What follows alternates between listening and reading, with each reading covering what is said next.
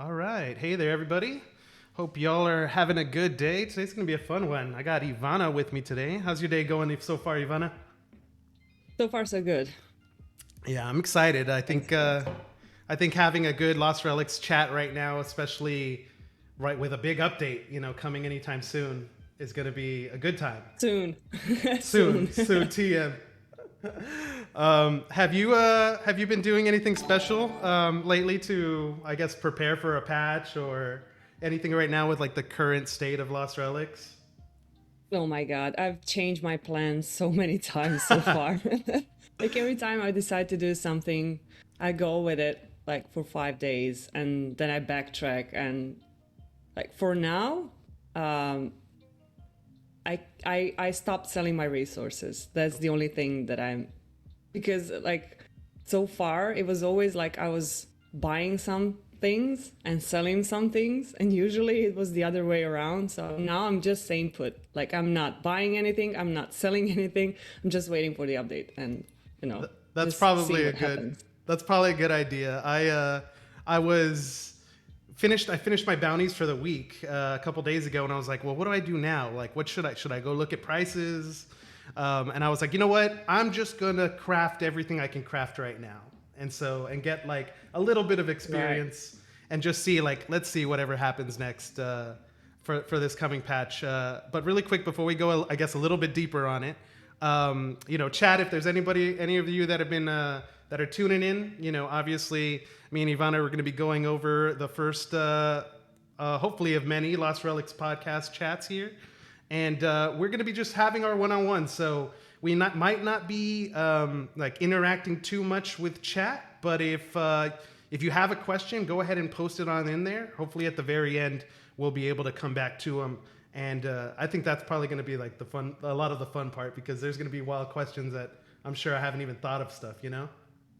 Yeah, I can imagine. Yeah, it'll be good for sure. But in terms of going right back at it, where we were saying about where we're at right now with Lost Relics, you were telling me there that your plans were consistently changing. I would say that, Always. yeah, the thing I'm stuck on right now is I don't know what to do with my bounty chests. I don't know if I should be opening them right now, if I should be holding of them, or if I should be selling So I did all of that. them. One At day and some then the point, next day. yeah. At some point, I was trying to, okay, like I'm not going to hoard them because I feel something might change. And then I'm streaming and I'm like, hey, it's usually fun to open this thing on the stream. And then I rip all of them and then I feel bad. And then the next time I'm just gonna, okay, I need gold, I'm gonna sell them. And then I sell them, then I feel bad again. So I don't know. I have no idea. I know that he mentioned that he's going to do some work on bounties after the next update. So I think we have a little bit more time when it comes to that. Yeah, So yeah, I can I think you're expect right my there. my plans to change again. I mean, Right now, I'm opening everything. Like now, since I got the sword, I I know. have enough Congratulations. gold. That's awesome. Yeah, thank you. I feel like I have enough gold right now, so I'm opening all loot boxes that I have, Okay. except I for the one. so the funny thing for me when I was playing yesterday was like, look, I know a patch is coming. I know that right now, I would say right now in terms of like player base or in terms of like market activity, we're on the lower side. Less players like are active right now before the big patch. Obviously, when the patch comes, that's when everybody is paying attention. Um, so for my mind, I was thinking a lot about like I want to just hold everything until I figure out, just like what you were saying, until I figure out what this new thing is going to be. But then I hit a nest, and then I hit a second nest, and then I hit a third nest, and I was like, oh man, I don't know why. For bounty chests, for me, wasn't easy. Like I can hold them. But the nest being there in my inventory was like, oh my god, I have to do something. I either open this or I sell it right now. I don't know why. It just triggered me. It's weird. I don't know, but it's just one Yeah, of those things that I happen. remember when we had only one node tier per map? Yes.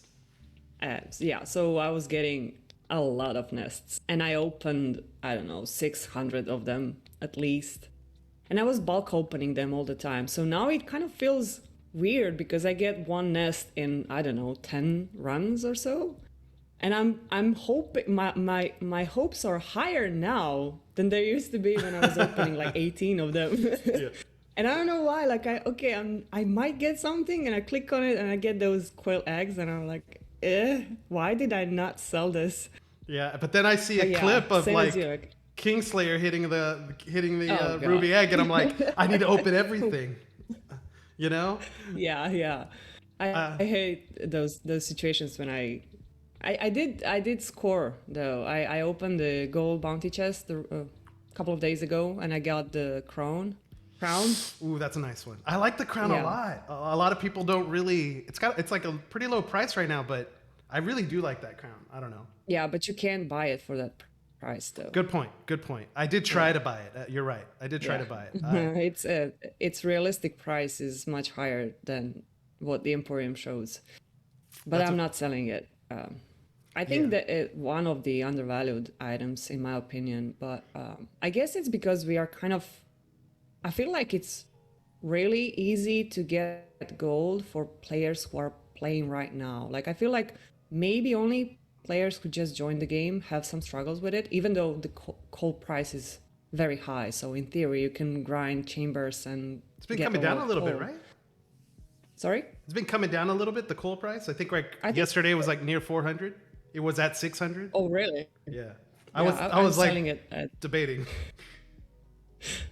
I was selling all my coal. I'm probably going to regret that, but I just can't. Like when I see coal price and some other legendary resources and how much I actually spend time to grind those levels to be able to farm legendary resources, I'm just like this something is off, you know? Like I just feel like I'm not sure if it's going to be fixed by the player base, meaning we start valuing some other stuff differently, or something in the game will change, which will cause market prices to shift. But it just doesn't feel. It feels wrong in a way to use that coal. Does it feel wrong for you from the perspective of the seller or the buyer? Of the crafter. Oh, a good one. Good one. Good perspective. Because I mean, I guess your idea here is just that like the value of the inputs, like the coal and the whatever ingot is worth less than the final product. So I mean, that's like I think that's always going to be that way. But it's just that I don't know, as I said, like I can't really explain it, but something feels off with the coal price. And I might be very wrong, like the price might go even higher, but I remember the times when coal was 8 gold. gosh, So it just when I yeah, I mean uh-huh. yeah, the game was different back then, and we needed 2 iron ores and 1 coal to make an ingot back then, which is now it's the other way around. But still, when you compare 2 of those resources, the difference was much smaller than it is right now, and that's what's kind of making me think that I should sell it. No, I mean, I think that's a very logical, perspective. For me, like the way I've always seen coal, because like right when I started the game in 2020, like engineering was the thing that I was like, you know what? If I'm going to focus on one thing, I'm going to focus on engineering. Okay, but now I never really got that opportunity because there was a player back then. His name was, oh man, I can't believe I'm blanking. No, he stopped playing like pretty early. He played for like the first 3 to 6 months and then he stopped. But he was like dead set on focusing on all production skills. So he drove the prices of everything up. So I remember I was trying to buy coal like at like 35 gold, 40 gold. And then he started and the price jumped up to 200, 250. And I remember thinking like, that's ridiculous. Like I'm just gonna, I was like, I'll sell half and I'll keep half is what I was always thinking. It's funny now, like 2 years later, that right now I see coal come down to 400 and I'm like, you know what? If it goes back down to 200, I probably am going to buy some. When a couple years ago, I was just like 200, that's ridiculous, right? Yeah. I guess it But comes back to we gold, were getting right? like we were getting like 60, 70 gold per run, though. We are now between 300 and 400 per run. I was also, I don't know why this slipped my mind, because I was trying to think of like what's a gold sink, or what are the features in the game that can help like combat that. And actually, I completely forgot that like using the adventure stash by the like right where you go into the adventure, that's a sink, because that gold doesn't gold goes back into the game, right? So I guess rather than like hitting one individual player that may have like a whole bunch of gold, instead it's kind of like being spread out amongst everybody, right? Every time everybody uses it. Yeah, that and those flasks in the general store. It's basically, I think that's the only built-in game gold sink. That it's always on, like not like raffles are on and off. Well, in a way, maybe even bounty chests. Can we define them as gold sink? Because, well, I guess when you're buying, actually no, they're probably a faucet, right? Because like if I buy a gold chest from you, I'm sending you my gold, you still have it. And then when I open the chest, I get, let's say, 3,000 gold. Yeah. So now we have It's more just than when we transferring. started. Right. Okay.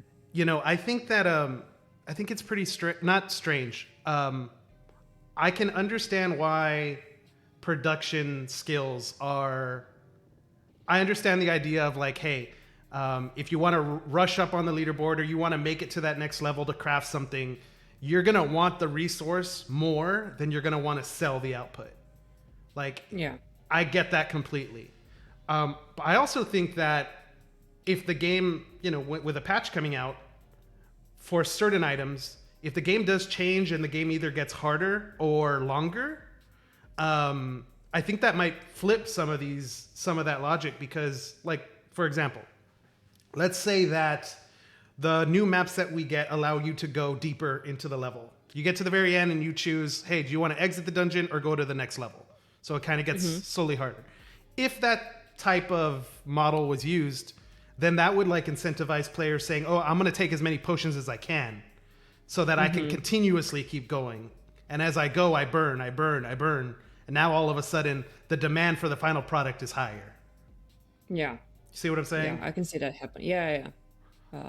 I think it's all going to depend, right? I mean, we don't really know. I just don't. I guess when I think about it, it's like there's a gameplay solution and then there's a player solution, and I guess the answer is really somewhere in the middle, right? Yeah, I agree. But I feel like maybe we are able to choose from too many things in a way. Like when it comes to, like, I feel like production skills are kind of ahead in a way, because you can, like, if you have good enough relics, you can run almost any map without using any potions. Potions are in a way right now just to maybe speed up a little bit. I mean, at least that's how I'm using them. Like, I'm using brute potions to fight Nether Demon. That's basically the only potion that I'm using, because I can just like 2 power shots and he's dead. But I don't use potions to speed up my runs because I have to go back to refill. So I'm not sure if it's worth time. I'm not sure if I'm getting more time since I have to go back to do the refill.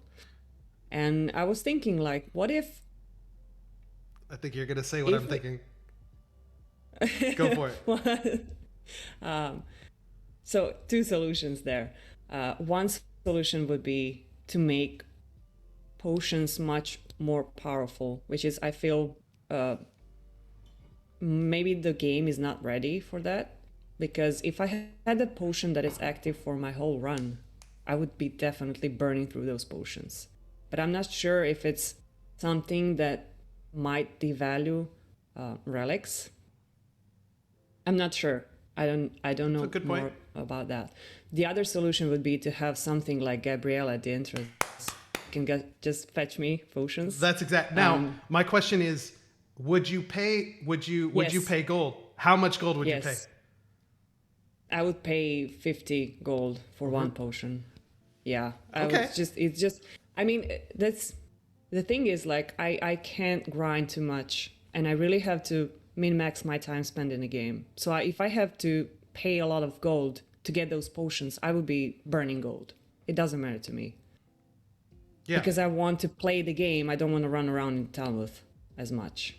Yeah, that makes a lot of sense to me. I'm the same way, you know, and the way, what you were mentioning earlier about the idea of relics and your loadout, like obviously affecting your like how often you use consumables, like that was my main perspective. Like I was always like in the beginning when I was like acquiring different items, I was always around the looking around the idea of like, okay, like how can I make every single run more efficient so that the limited amount of time that I can have when I play can be better, or just can make it more worthwhile, I guess. So like one of my goals was always what combination of stuff makes it to where I don't have to burn anything at all. So that every single run, I guess, is like mid-maxed, right? Is mid-maxed.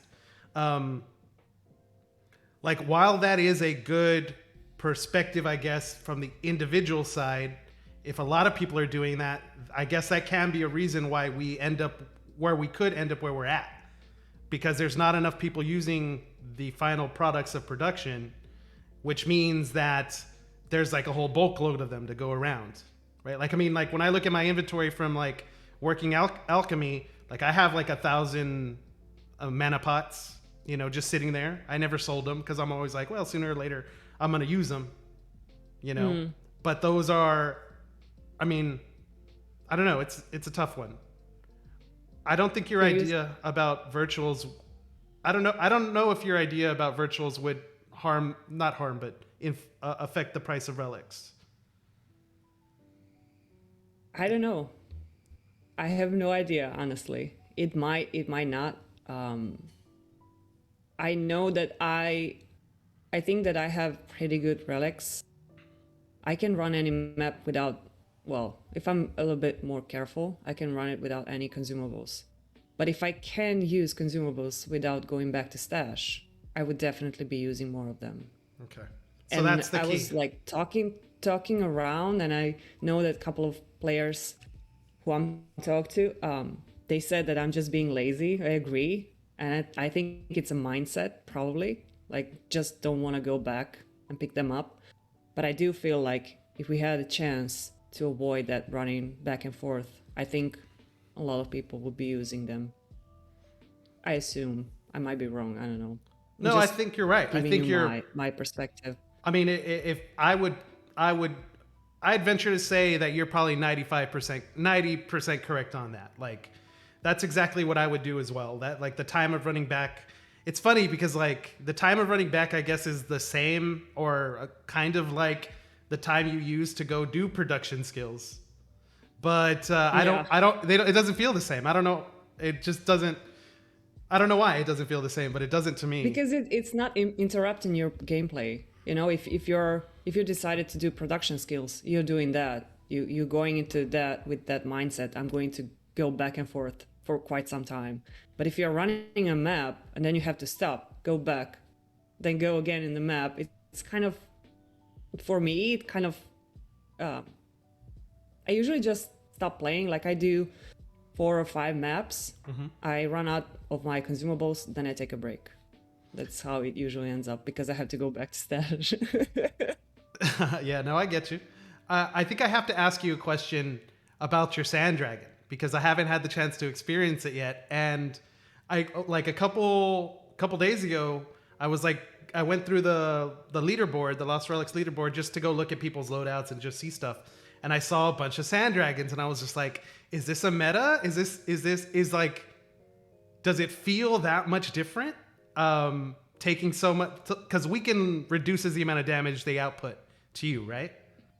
Yeah. Can you feel the difference when you get Yes. swarmed? Like, no question. Yes, no question. I was running Zenny because in Zenny I get more situations where I'm surrounded by a lot of them, and I'm also taking damage from range mobs. And I'm taking like 6k damage in Zenny, which is almost 2k less than I used to.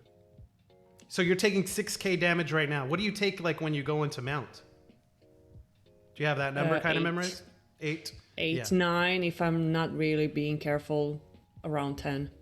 Yeah, the way I've looked at like a lot of those relics that do like percentages stuff, like the war pledge, like 10% to physical damage or something like that.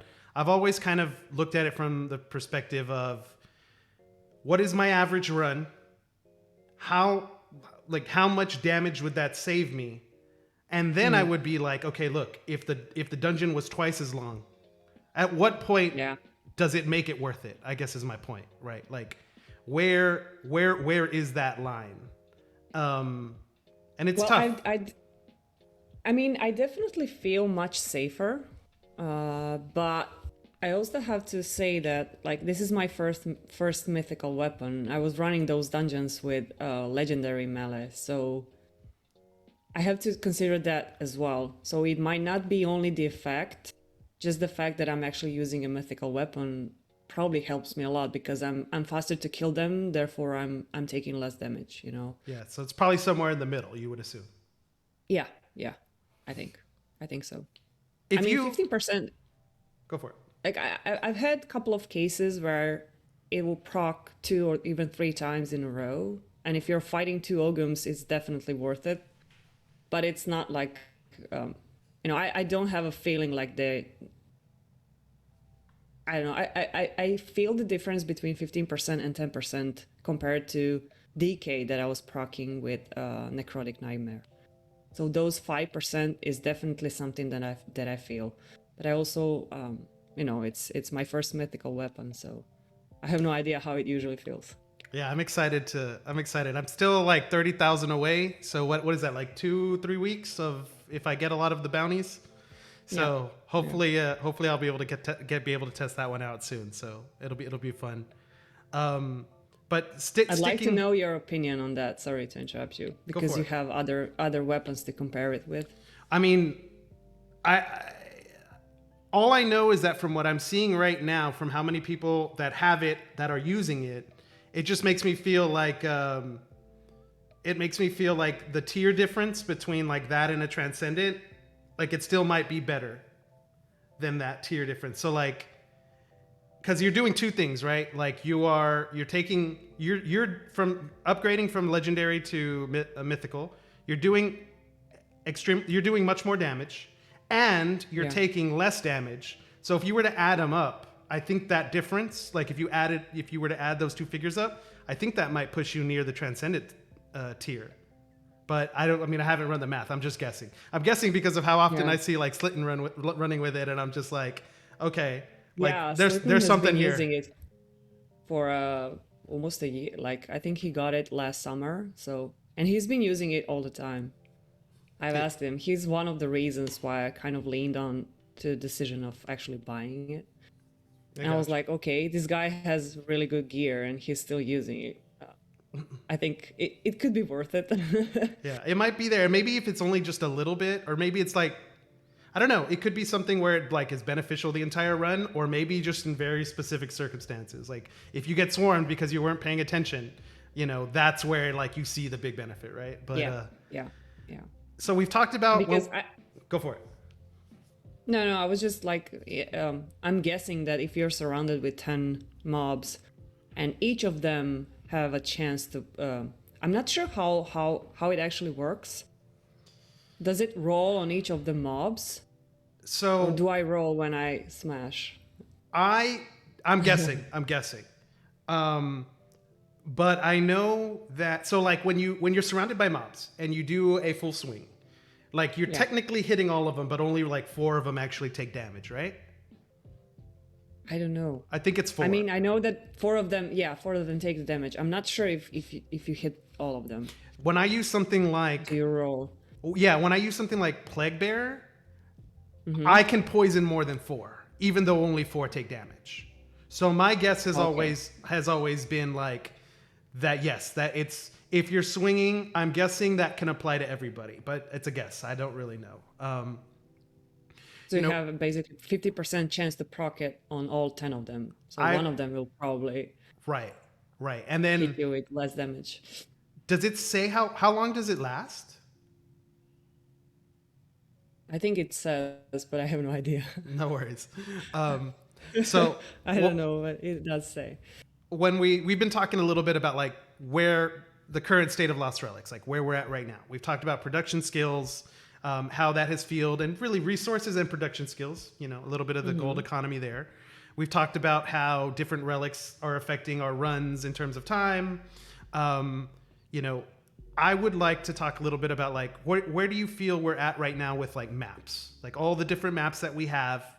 I've listened to your streams before, and I know I've heard you say a couple times like you do really enjoy going after bounties, but you also don't like you would much rather be in the higher tier dungeons than the lower tier dungeons.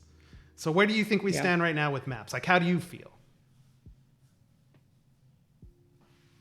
I feel that higher tier maps are unfairly shorter compared to low tier maps. I think that's the main issue there. And I'm guessing that it's because mobs have to be more spread out in easier maps.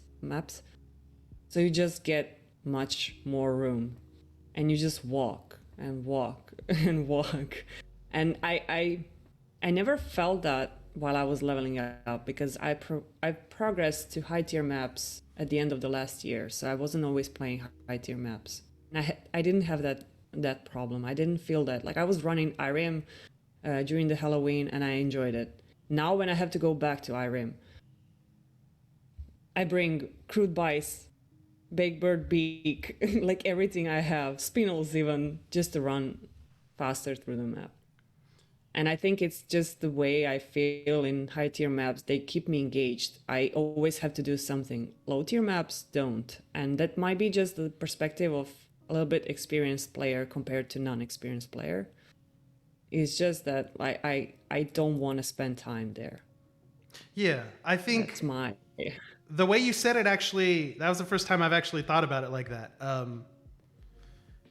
So I guess in the past the way I think you're right. I guess in the past the way I always looked at difficulty was just the different combinations of enemies and then how much health they had. That's the way I kind of always looked at it. But I think but you're it's the right. density as It's well. the density. It's the density because it's pretty much it's just like how often. What is the chances that you're going to get swarmed and in a position where you Yeah. can't run away? So that's a Yeah. really good perspective. So I'm going to think a lot more on that one. I like the way you put it. It was very succinct. Um, Yeah, I I thought about it a lot because I wasn't able to understand what is happening with my mind when I run into low tier maps because I kept struggling running them. I get good resources there. Even sometimes I get really good loot there, but it's just I can't make myself. If there was no bounties, I would never run low tier map. fair enough. I the only map that I avoid is probably Viscum Volts, just because of Okay. I don't know. Maybe it's just in my head. But like first off, it is difficult for the rarity level that it's at. Um, but it's just weird. I maybe because I feel like the reward of running the map. Because like I mean, I like the challenge. Like I liked it when we had the Chaos 2.0 when it was harder. But Yeah. I don't know. I don't know why I feel different about that map. You Yeah, didn't give it a chance. yeah. Give it some more. Give it some more If tries. I have if I have to choose between running Vism Vaults or Irem, I would choose Vism Vaults. And I'm eh, I'm in a loss. To be clear, I'm in a loss when I ran that map. But I found that using fire potions can significantly lower your damage taken. I'm also using like short bow, so. But I did find some relic combinations which makes those runs a bit easier, and I enjoyed the challenge, like you said. Like first time I managed to run the map without using any consumable. I was more happy than when I ran Mount all kept. So I think the challenge is really good there.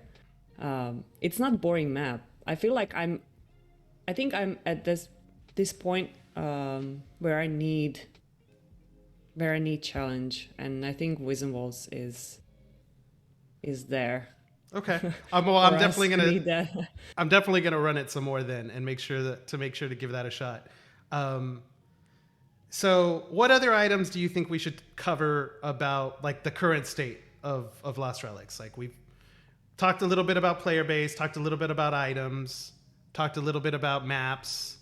What else can we just so that anybody that's watching this video can kind of get an understanding of like what we think at this moment? Because I have a feeling that like the next patch is going to change everything, and we can get into that. But yeah, is there any other item you can think of like of where we're at right now? Mm. Did we talk about bounties? Like bounties, The like bounty system. doing them and the system, yeah. That's a good one. Yeah, we should definitely go through that. Like we left off where you were talking about we were talking about the sand dragon as the reward. Yeah. Do you think rewards are going to change? Yes. Are you afraid of rewards changing? No, I don't regret my my decision, at least not now. If it changes, then it's fine. I'll just make another 500,000 bounty bucks. I love it. At some point, I mean, at some point, I will. Like this journey has been long for I don't know 14 months, so I think they will change. I think that it's very interesting, the number of sand dragons that are left. So once all of them are gone from the bounty exchange, it's down to round number. It's down to a round number? What does it go down to from there? I think it's down to 200, not sure. Okay. I have the thing that keeps popping in my mind when we talk about bounties is I kind of feel excited because I see how many and I hear from listening to different people being on podcasts or streams or what on Twitch or YouTube or whatever. Like I hear how many people have the conversation about like, okay, is this particular bounty worth it to do it? And their logic always goes like, okay, the items that I have to turn in cost 100 shadow stones or 40 shadow stones or something like that. So they're already talking like their mindset is always from the perspective of like, yes, I want to do this, but only if I feel like it's worth it, right? Yeah. Which means just the fact that they're saying, just the fact that people say like, even have the thought about like, is it worth it? Implies that they're willing to spend in the blockchain emporium, which is the part that excites me, because the more players do that, the more this whole system keeps going, the more the game progresses and goes forward. Like obviously, you would want more people spending as much as possible, but just the idea of like, even if it's just uncommon items going over and over and circulating, like that's a really good sign for I think where we're at right now with a low player base before a big update. I don't know. What do you think? No, I definitely agree. I think we need recycling systems. I mean, he removed. You don't really have a lot of products that you can produce with blockchain items right now. You have like a couple of relics, I think. So basically, once he removed tools being crafted with blockchain items, the only thing that is left is bounty system. So I think for the health of the game, it's really important for people to keep doing them. But also, I feel like what you said about players keep calculating if it's worth it. That makes me think that majority of the player base right now don't really feel like what they are getting in return is worth investing blockchain items. And I think that's something which should be discussed. Like, I know that a lot of players are unhappy with what you can get from the chests. But my opinion is that those chests were never the main goal of bounties. The main goal was something from the exchange. Now, whether having one mythical item there, blockchain item, is enough, because when you look at the number of virtual items from the exchange that are in circulation, it's not a lot of them. I feel like not a lot of players are willing to exchange expensive blockchain items to get a virtual relic that they can lose when they die. Yeah, I definitely agree with that, 100%.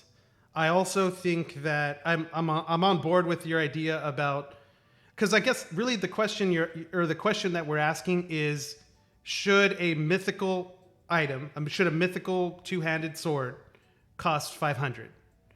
Because if you change that number, then that changes the time to acquire it, right?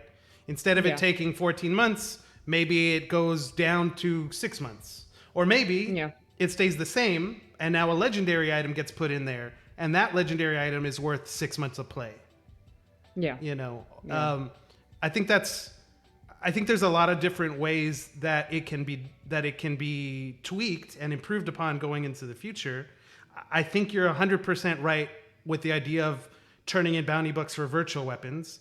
I mean, for virtual relics. It's hard for me when I see players do that. I think most of them, and I could be wrong, I think most of them think, you know what? I'm doing it not for the item, but for the gold that I can sell it for on the Emporium and get a huge That, gold bump. and also like I know that some players have been doing that because they realize that there is no way for them to actually get the sword. Because if you remember, he put 10 of them Yep. in the shop. Then it was low number, like 5, 3, I don't know. And then he put like 30 of them. So he kept putting it in different amounts. And I feel like once he put the last batch, people just stopped crafting virtual relics. Because I know some players did say to me that they were only crafting virtual relics because they knew that there is no way they can compete with those players who have a bunch of those resources from the beginning. And that made me thinking, like, why the system was implemented. I feel like the system, how it is right now, was never meant to be, was never implemented for new players. Because if you think about it, like if you're a new player, you really have to spend quite a lot to finish, let's say, the whole week of bounties. It adds up over weeks. It really adds up. I was one of those lucky ones. Like I was playing last year in March, so I did get small stash of relics, uncommon and rares, and I also bought a lot of them during the market crash because I was planning ahead. Like I was buying resources that I needed for bounties Smart move. because I knew at some point they will go up and I'll not be able to buy them. So because of that, I was able to get the sword quite quickly, in my opinion, and for a relatively cheap amount of shadow stones, if I was being honest. So Go for it. My bad. yeah, so I was like, I think right now we are in the moment where we need to rework the system a little bit Yeah. because it was made for those who have tens and hundreds of those resources, and I feel like it was Cliff's way of, like give some of those items back in the pool, and in return I'll give you this mythical sword. Sure. I think I think there is a very big importance about having some type of item that does take a significant amount of time to grind out when it comes to the bounty, because like you know how it is, right? Like you could be playing all the way into your like level 75 or 80 and not really hit a blockchain item that improves your loadout, right?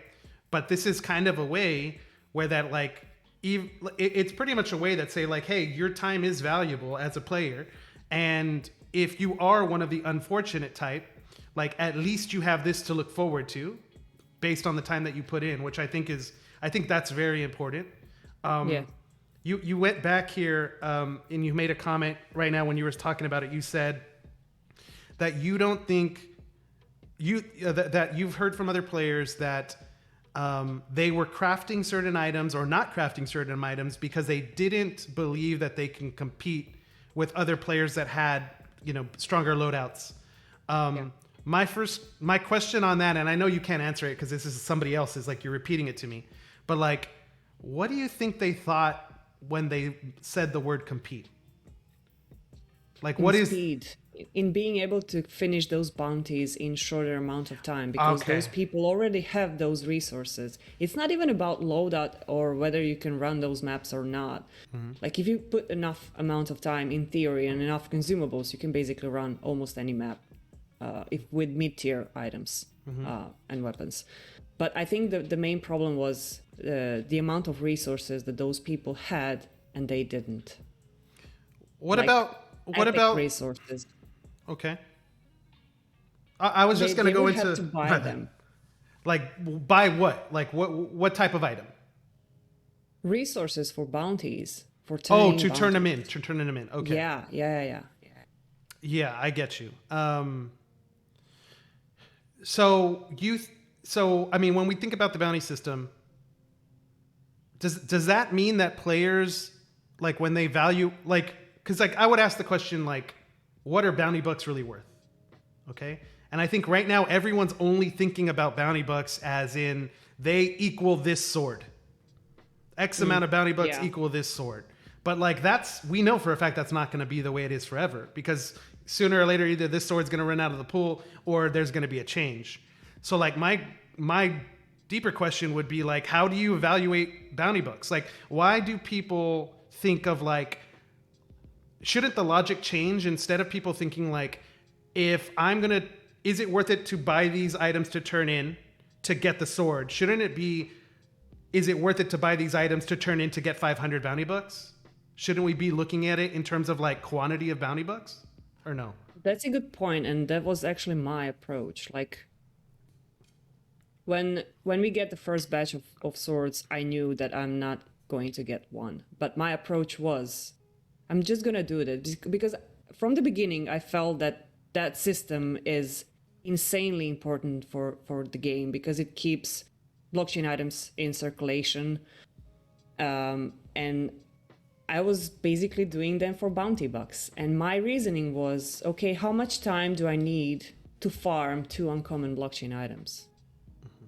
That was my kind of currency. My currency was time, not really shadow stones. The time that I need to put in playing this game to get 10 uncommon items, which I will then turn in for silver bounty. Like, that's a no-go for me. It was in the last few months when I was kind of rushing because I was getting nervous. But from the beginning, like, I felt that the amount of bounty bucks that I get from the silver chest is really not worth 12 uncommon items. Because for me to farm those, whether it's by getting a better blockchain item, selling it, and then buying uncommon ones, or just really dropping them, it's just a lot of time spent in the game. Sure. So my currency was time. Mm-hmm. I mean, I like the way you look at it. That's the way I handle most of, like, when I'm trying to evaluate things, is based on time. But granted, like, I mean, I would assume here that there are a lot of grinders in the game right now that are significantly younger than us, that are putting in way more hours in the day. Wait, what? Well, I'm talking about the ability. I mean, different state in the life. Yeah, I have never hit that warning of the 10 hours, or what is it? Like, there's a warning, right? Where it's like, stop. I've never hit it before. But I guess my point is that, like, if we have a bunch of players that are willing to put in time, and everybody's time is worth differently, my guess has always been that, like, bounty bucks, along with other things, but bounty bucks would be one way to try to figure out, averaging all the players' time in the entire game would determine what that number is, like what a bounty buck is really worth. I mean, this is all theory. This is what I had assumed would happen. I don't know if that's the case or not. But I do think that the longer the bounty system continues and is improved, like, the better for the game, I think. You were talking about, definitely. You're talking about, like, this doesn't need to be the only, what's the word I'm looking for? This doesn't need to be the only way blockchain items get circulated. You know, we had, I guess, two, like you said, we had two. One kind of got taken away with crafting some of them. Now we only have one. Do you think with the future of Lost Relics, we're going to get 2 or 3 ways that blockchain items go back in the game? Yes. What would be your guess on one of those ways? Hardcore mode where you lose them when you die. Hardcore mode Which I where would not play. But yeah, I don't know. Maybe like I would. The thing is, like I'm probably like the amount. No, sorry. So I really try to stay away from gambling, but I could see some sort of. I'm probably using it wrong. Like it wouldn't be gambling, but betting. I mean, it's gambling as well.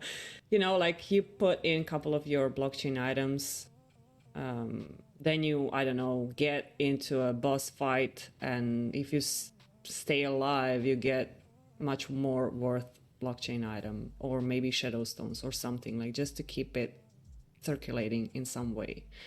I've never really thought about it, so I don't know, but I definitely feel like for the good of the game, we need another system, additional system, or at least we need a work on this current one, because I feel like new players don't really like if we have, I don't know, if we have rare relics that you can buy in blockchain in the bounty exchange for 60-70k bounty bucks, then I think that much more people would be willing to do them, you know, because this one extremely expensive reward is not enough for people to keep to have an incentive to do them.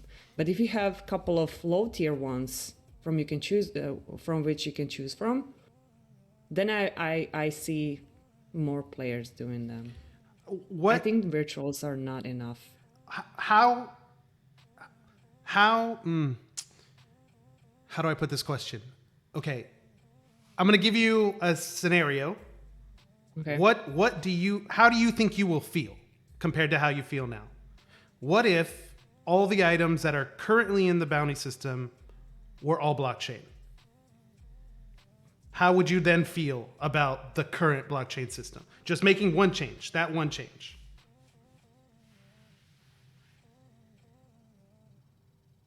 Like you mean those which are like Hydra the Ring Hydra being Ring, a blockchain? right?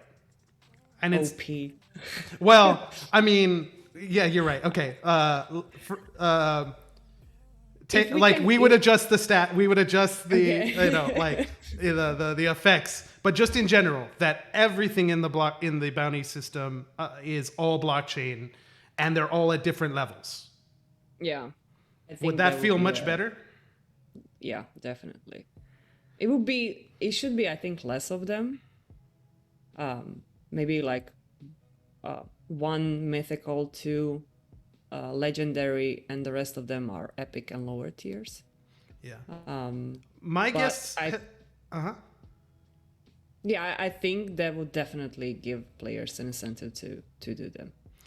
My guess has always been that like the reason that we saw like the swords like starting off with a supply of 25, and then or what was the 10. original supply? The first 10. one was 10. Yeah, and how we've seen it been, you know, increasing over time. Like right now it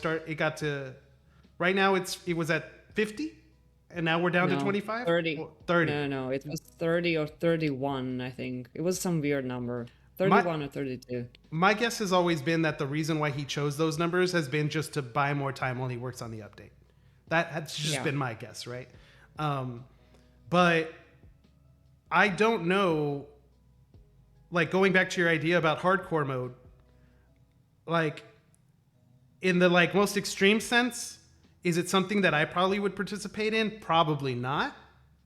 But I think there's ways to like maybe tweak it to make that idea a little bit more. So like I'd convert it to like you could still call it hardcore mode if you want, but like what if in order to get into the dungeon, you had to first deposit a blockchain item into the pool? You know? And then you could do uncommon difficulty, rare difficulty, I Yeah. maybe Like, I would try epic. Maybe I would turn in an epic for one run. I think that might be my line. I don't know what you what think. if you have a guarantee item back? Can Of we? Can we ever have a guarantee? Like, doesn't that like? if you're turning one in and getting one out? Okay, what if you turn one in and your guarantee is? Well, no, no, that wouldn't work. Yeah, no. See, my thing about guaranteed rewards has always been like, if we use that model for blockchain items, either we get to the point where Cliff has to continuously mint more and more and more just to satisfy Yeah, that support. support that like feature. Um, like if it was at a limited time thing, like hey, like if you complete it, like for an event, if you complete it for an event, Yeah. guaranteed, cool. But if that like was happening 24/7, I don't think it would help us in the long run. Yeah, definitely. But that's something I would definitely do. I would definitely be willing to throw in those items. I did the same thing you did. You know, I when we got to a little bit of a peak, I sold. I sold I think it was a dividing supremacy, and I just used all those saddle stones to just buy a little bit of every resource for the. I didn't do it for the bounty system. I kind of did it because I was like, I don't know what this is going to be in the future, so I'd rather have a little bit of everything. But now seeing what has happened with the bounty system, I'm kind of like, no, I'm glad because now I don't need to worry. I already have them. I'm going to spend them as I go. You know. Yeah. Yeah, that's true. I think so. We covered bounty system. I think now might be a really good time. We've hit the 1 hour mark. I think now might be the time where we talk about what the future could be. You know, we have a whole bunch of leaks in the Discord. I mean, just starting off with like the first leak after Christmas was that new map, that new mini map of a new snowy location. Yeah. We're guessing here that that's a town, that's a hub, right? Like Talmuth, but a new city. Yeah, because like he said that he was working on the new map generation, so I'm guessing that we are getting my guess would be that we are getting a lot of new maps. Maybe one way to differentiate those would be okay for woods maps, forest maps. You are going from the underneath the mountain. I don't know. We get like bunch of icy maps. You have to go to that icy town to get to them. Something like that. One of my guesses was that the town is leading to bosses fights because I feel like he introduced boss fight during the Christmas as a test run to see how it goes. And I think that would be really cool. Like you can farm a boss, maybe even make it a goal sync in a way. You know, you have to pay 10k, 20k, I don't know, for a boss run.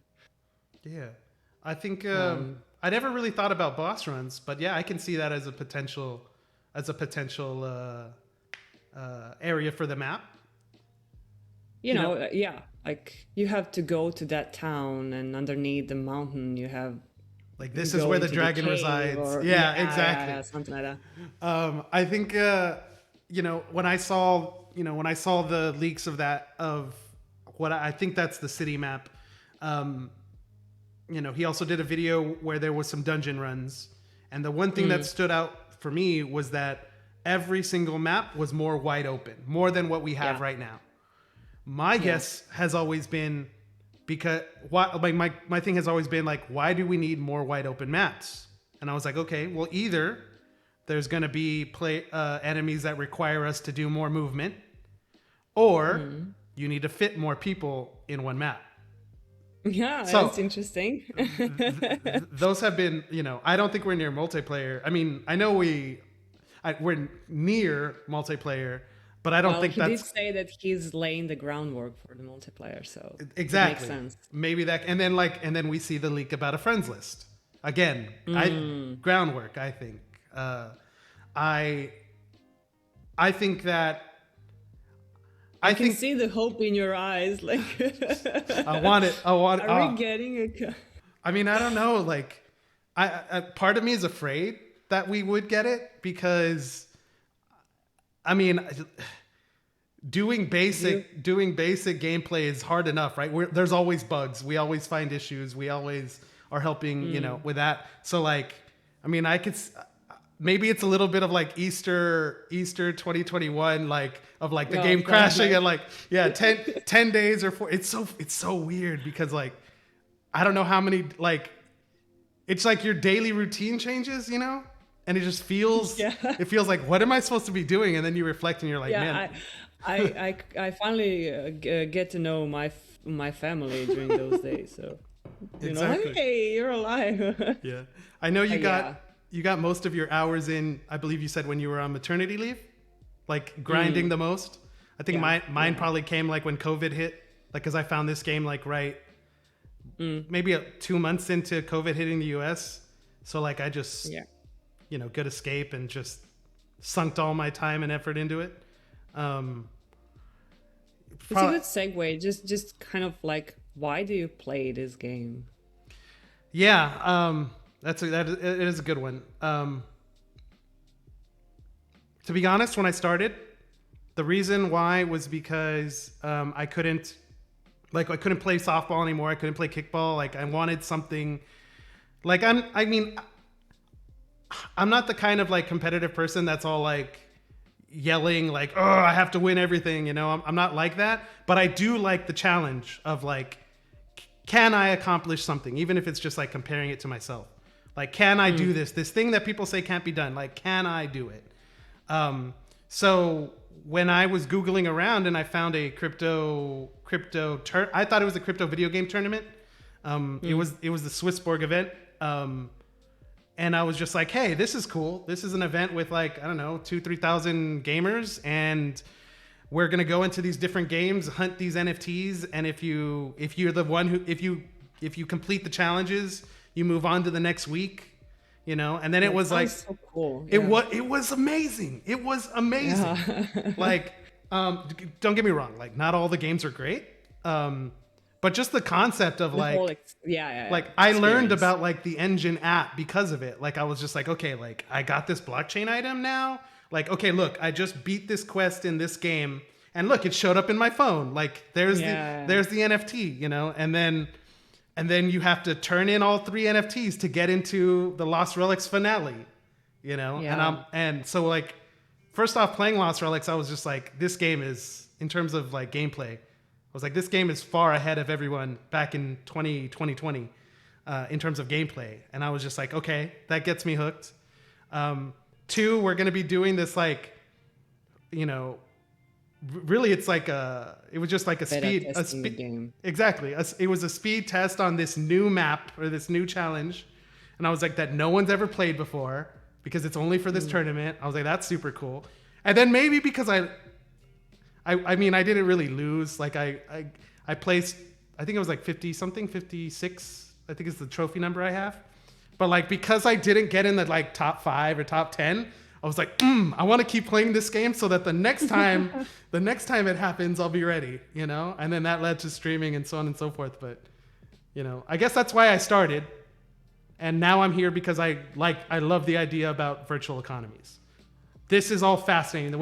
The way you talk about blockchain items, or you talk about bounty bucks or gold, is kind of like, we're our own little community, and all these are all questions that no one has the answers to, right? Yeah. And that's like it feels like there is no right or wrong answer to those questions. It's a projection of the world in small, but we are still kind of figuring out like, how are we supposed to behave in this world? But I was going to ask you actually, like, do you feel like you need another incentive to play? Like, what keeps you playing? Are you really hooked into grinding? Or do you feel like, because my sense is from a lot of players, they say like, this game has a potential. Like, are we playing this game because we believe that it's going to be something much more than it is right now? Like, what if in some parallel universe, Cliff says like, this is it? It's not going to happen. Like he did say that he will just keep expanding the game.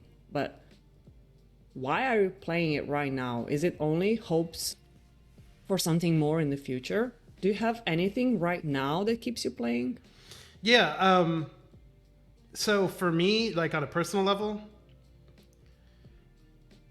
I play Lost Relics because of a couple of reasons. Like number one, I do believe that the potential for the game, and not I mean, really, when we talk about the game, like I don't even talk about it as Lost Relics the game anymore. I just talk about it as Cliff.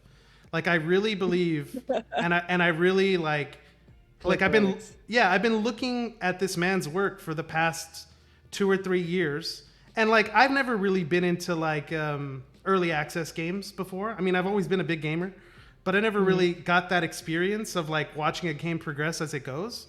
And like joining in and feeling and seeing all the changes, and as players come and go, having all the different conversations, like that's the part that interests me the most and makes me feel, that's what gets me excited. That's what makes me like not be able to sleep right before I know a big patch is coming, is just No, that right, like right. I've seen what he's done. I've seen the good, I've seen the bad, but I just keep seeing how it keeps going. I've seen Yeah, it when we've had 2,000 something players concurrently. I've seen it when we've had 200 players concurrently. Like yeah. the game just doesn't stop. And you're right. Like we could come to a point in time where like, hey, Cliff is ready to move on, or sells the game, or I mean, there could be 100 different things on like what the future of the game, what could happen to the future of the game. But the thing that kind of, because the thing that really stood out to me in the middle, probably like a year ago, was the moment that I realized, like with crypto and with this blockchain technology, was the moment that I said, like, something could happen and Cliff could leave, or the project could wind down, but that technically doesn't mean that the game that the spirit of the game would end, because the fact that we all as the player base own these items, there could be scenarios where a group of players come together and say like, look, Lost Relics as we know it is done, these blockchain items still exist. As a group we could say, hey, let's continue doing something little, maybe not a game, maybe just a community, maybe I don't know, it could be anything, but pretty much like these blockchain items like can tie all of us together in different ways. Some people would be down for that, some people would not like that, but in other words, it's the tools to be able to build something in the future are the things that we own, or at least that's the way that I've always seen it. If it comes to a point in time, I mean, I've played around with the idea of like, what happens if Cliff ever wants to retire? Like, what happens next? And I was just like, well, maybe some of the players that currently own items and want to continue to use them or provide them utility in Web3, we could do that. Doesn't mean it's Yeah. easy. Doesn't mean, I mean, it would be extremely difficult, and but there's an option there, is my point. So when I started thinking of it like that, I just said, you know what? Cliff is killing it. He keeps doing like a really good job. Like he shocks me every time I see something new, or when he says things like if you go look back at old podcasts and we talk about Axie, don't get me wrong, I love Axie, and I don't mean this to be like any type of negative on the game, but like we've had conversations about like what do we think is going to happen to Axie when it just started getting hot, and he had a lot of perspectives that at the time I was like, I agree with you on half and I don't agree with you on the other half, but it just, I don't know if amazing is the right word, but like it impresses me how close he got to predicting some of those things, Yeah. with his knowledge in crypto or maybe in game development. And like, I mean, it's gotten me to the point where I've started like, I've seen some video game companies put out like that they were hiring for financial managers. And I'm like, hell, I'll send a resume. Like I've gotten to the point just with this that I'm like, I want some point of my life to be in video games. Like it doesn't have to be just a player. But I don't know. That's what I get. What do you feel when you play Lost Relics? Why do you stick with it? Why have you been here for so long? Like a year plus, right? Yeah. Like Um, where did you start? What do you feel? so I started because I needed something similar and simple to play in really short periods of time when I was on maternity leave. Baby was sleeping an hour. I would grind 1, 2 maps, go back. hop on and off because I wasn't able to continue to play Path of Exile. That game is just a whole new universe. We need to talk about that because I need your help because I've never played Path of Exile, but so many people say that this is like that I need to learn. Okay, but for another time. But I'm sorry, I cut you off. Time. And then like it took me maybe 6 or 7 months before I decided to put some money in it, some of my crypto in it, and it was when I watched some interviews with Cliff. So basically I could say that Cliff kept me in the game. I'm working IT industry and I've known a lot of programmers, and he is definitely not a typical one. And I like the fact that he's like just, you know, some small simple examples where he, let's say he made a mistake with some things and he was really transparent with that. He said, okay, this was wrong, I'm gonna fix that. And he was able to say it in public. And the fact that he's able to do that actually makes me believe that he's definitely someone I believe can bring the project in a state that he will feel comfortable with. Also the fact that he listens to community, he engages with community, he basically shaped, like he changed his vision of the game because community was asking for some stuff. And all of that combined, the fact that we are all just beta testers and in some cases investors in the game, all of that just kept me. I could also say like the gameplay itself was maybe 50% of the whole I'm sticking with it thing. And I feel like just the fact that like I like grinding, I really do, because after exhausting day at work, I just need something to, you know, get the frustrations out. Yeah, definitely. So I actually like the fact that we have to grind a lot, but I do need higher goal. I do need incentive. Like I was in my last 2 streams, I was talking with my chat and asking them like, give me something I can work towards you. Because now when I'm done with my bounties. I'm back to doing them again, but I'm kind of like my long-term goal, I achieved it. And I need something more. Sure. And like I feel right now I've been playing less than I used to for the couple of months before getting the Sand Dragon. Sure. Because I that's the only thing that I'm kind of missing right now, and I think those things will be addressed with the next update. I feel like we will be getting more day-to-day stuff to do between the events just to keep us, you know, kind of busy. Mm-hmm. But yeah, I could definitely say that Cliff is a big part of me deciding to stick with the game. Yeah, I'm right there with you. I mean, and I've felt the same things that you felt. Like, I think it was like around, well, granted, like around August of 2021, like my life started to change because that's when I got engaged, and just planning for the future. But yeah, I mean, there was definitely times where I even asked myself like what's my next goal? Like, what am I trying to do? What am I trying to accomplish? And I'm not gonna lie, there was also times where I was just like frustrated because I was just like, Cliff, give me more. Just give me more, yeah. so that I could do more. You know, like, you know, I don't know. I thought about the ideas of like, what does like a Lost Relics guild look like? Like, like I'm trying to think of like, what are these things that are outside the game but that can affect the game? You know, what are those different types of projects that I've like daydreamed about and stuff? And I've always been like, you know what, like, when I got frustrated, I was just like, Cliff, give me the ability to do something. Like, let me go to work, I guess. Like, but also, you know, that's also from a like a me standpoint, right? That's always like, I want my needs fulfilled right now. That's not how video games are developed. Like that's not how Yeah. that's not Yeah. how it works, you know.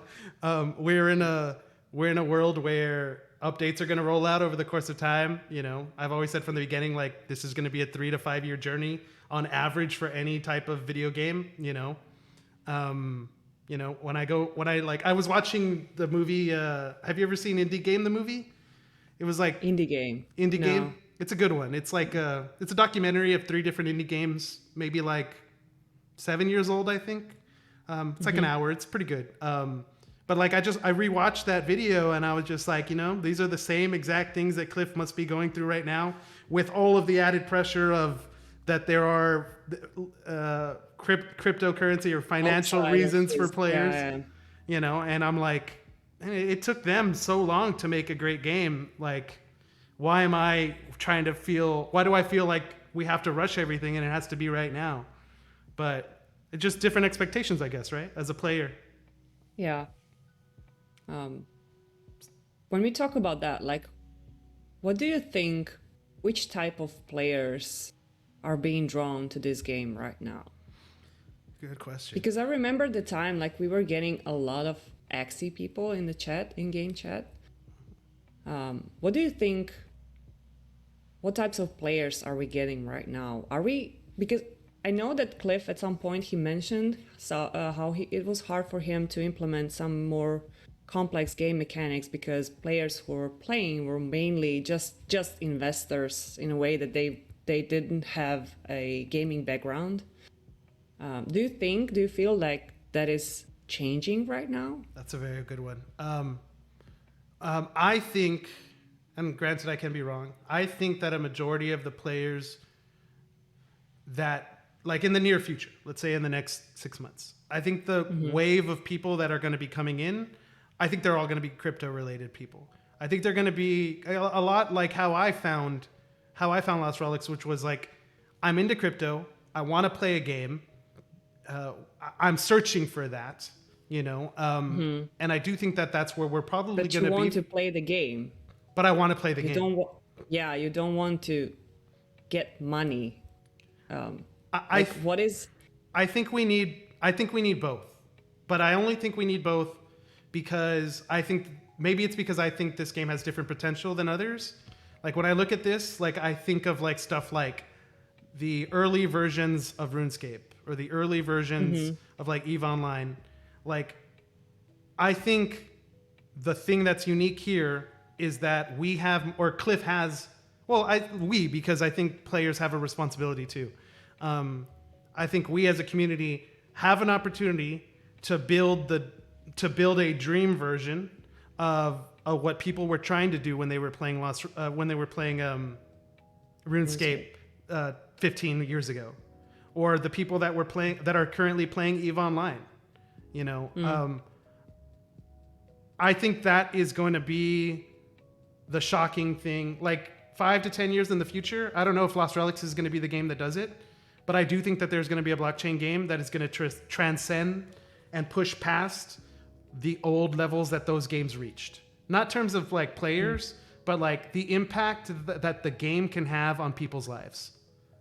Both good and bad, unfortunately. But like, yeah, I mean, that's the perspective I see. I think that the next group of players will continue to be crypto related.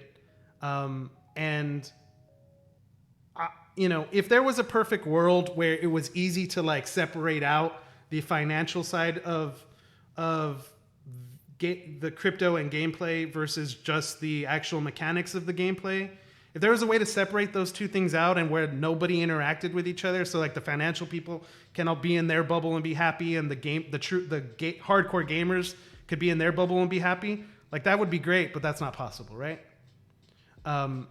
So I really think it's going to be these two communities coming together, and that's where the magic happens.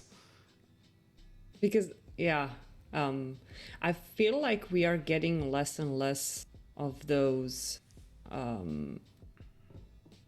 players who only want to withdraw money out of the game, and I feel like there is much less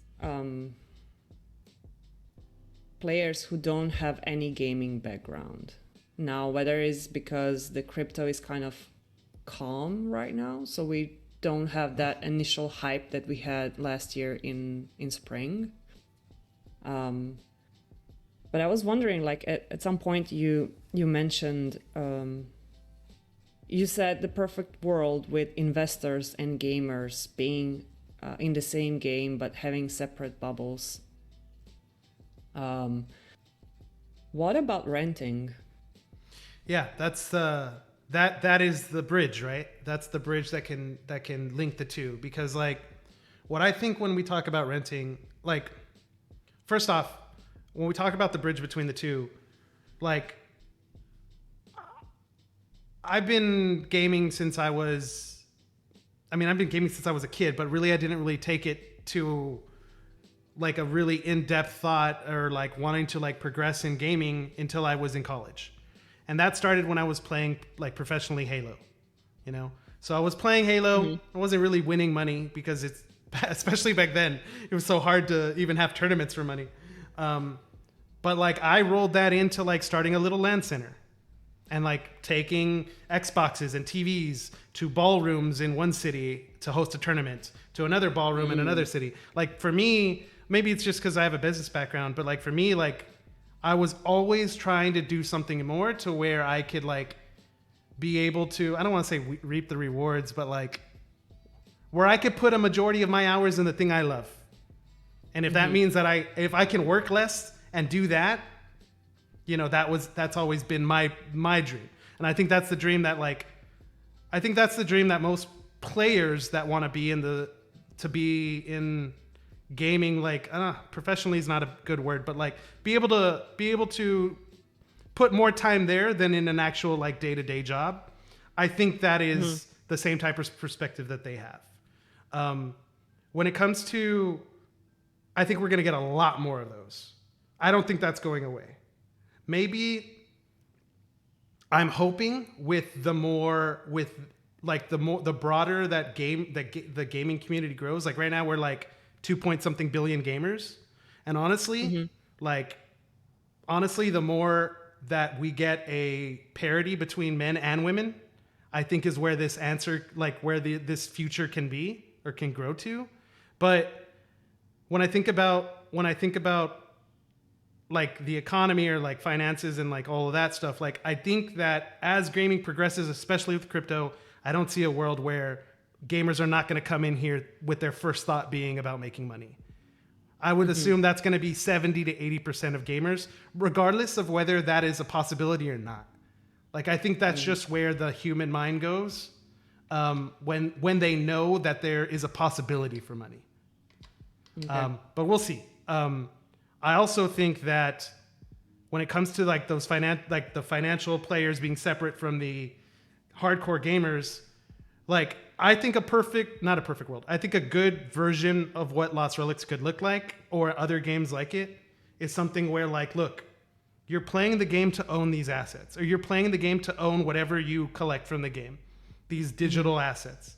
If you are able to then choose to not play the game because you step away for whatever reason, you get burned out, another game comes along, you have family issues or that you need to take care of, your time is taken elsewhere.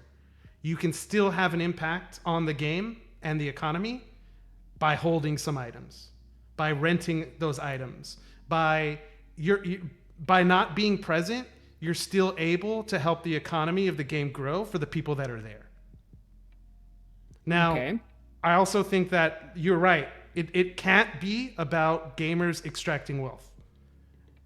If we can, that's where the key is. If we can figure out a system that influences people putting in at the same time that it influences people taking out, that's the dream. So how do you, like, what is your, how do you feel that renting can help a new player?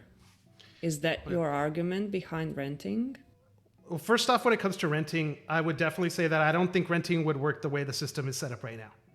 If we flipped a switch and nothing else changed except that you could rent, I don't think it would work. The way that I can see renting working isn't actually like money going back and forth. I think what's more important is that once renting can happen, the value of blockchain items to an outside person, to a new person or to a hardcore person, that value is much easier to understand now. We don't have to play games about like, is this item worth 100 engine or is this item worth 30 engine? And when you don't have to go through all of that legwork, it makes you more confident that you can take certain risks. Whether it is like for example, for you, like when you got the Sand Dragon, like you spent a few weeks where you were like, is this the right decision? You know, I'm not saying that would have gone away, but I do think it would have been made a little bit easier if you were able to know what a quote unquote true value of that Sand Dragon could be.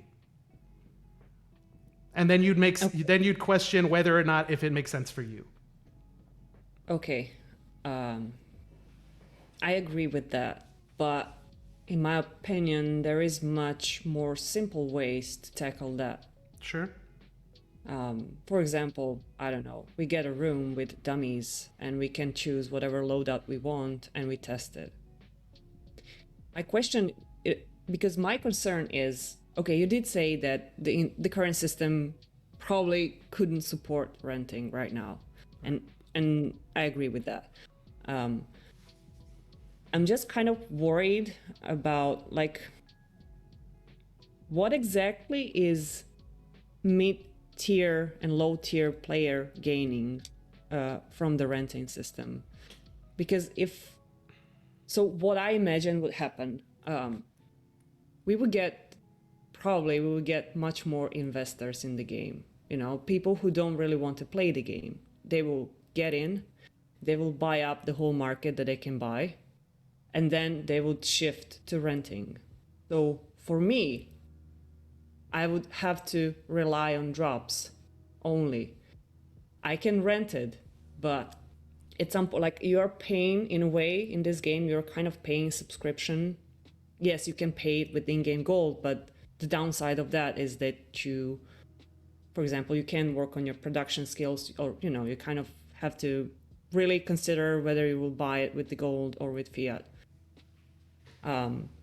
My main worry is about lifting up this bunch of people who had the opportunity to buy everything that they could, leaving us other people not being able to afford it anymore because the whole market was bought up in a way. Like, why would you sell an item if you can rent it? What is the incentive to sell it if you can get it doesn't even matter, like it might be, I don't know, 1 Shadowstone per day. If you have enough items to rent, why would you ever sell it? And that's my main concern about renting system in this game.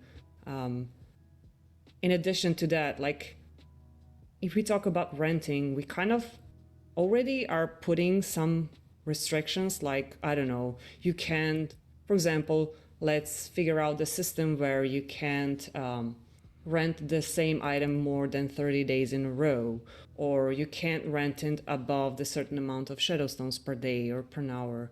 Like, we are searching, we are kind of figuring out the guards around it. And I kept thinking, like, why would we even introduce something like that if you have to have all of those safeguards around it? Yeah, I think great questions and great perspective. So the first thing that pops in my mind when I hear you say that is that the system I think of renting, like a real system that would work, it needs to be a system that incentivizes the renter. Okay, the same way you were saying right now that it could lift a lot of players that already own these assets. I agree. That would be bad. That would be worse for the game. Okay, in the long run. Yeah.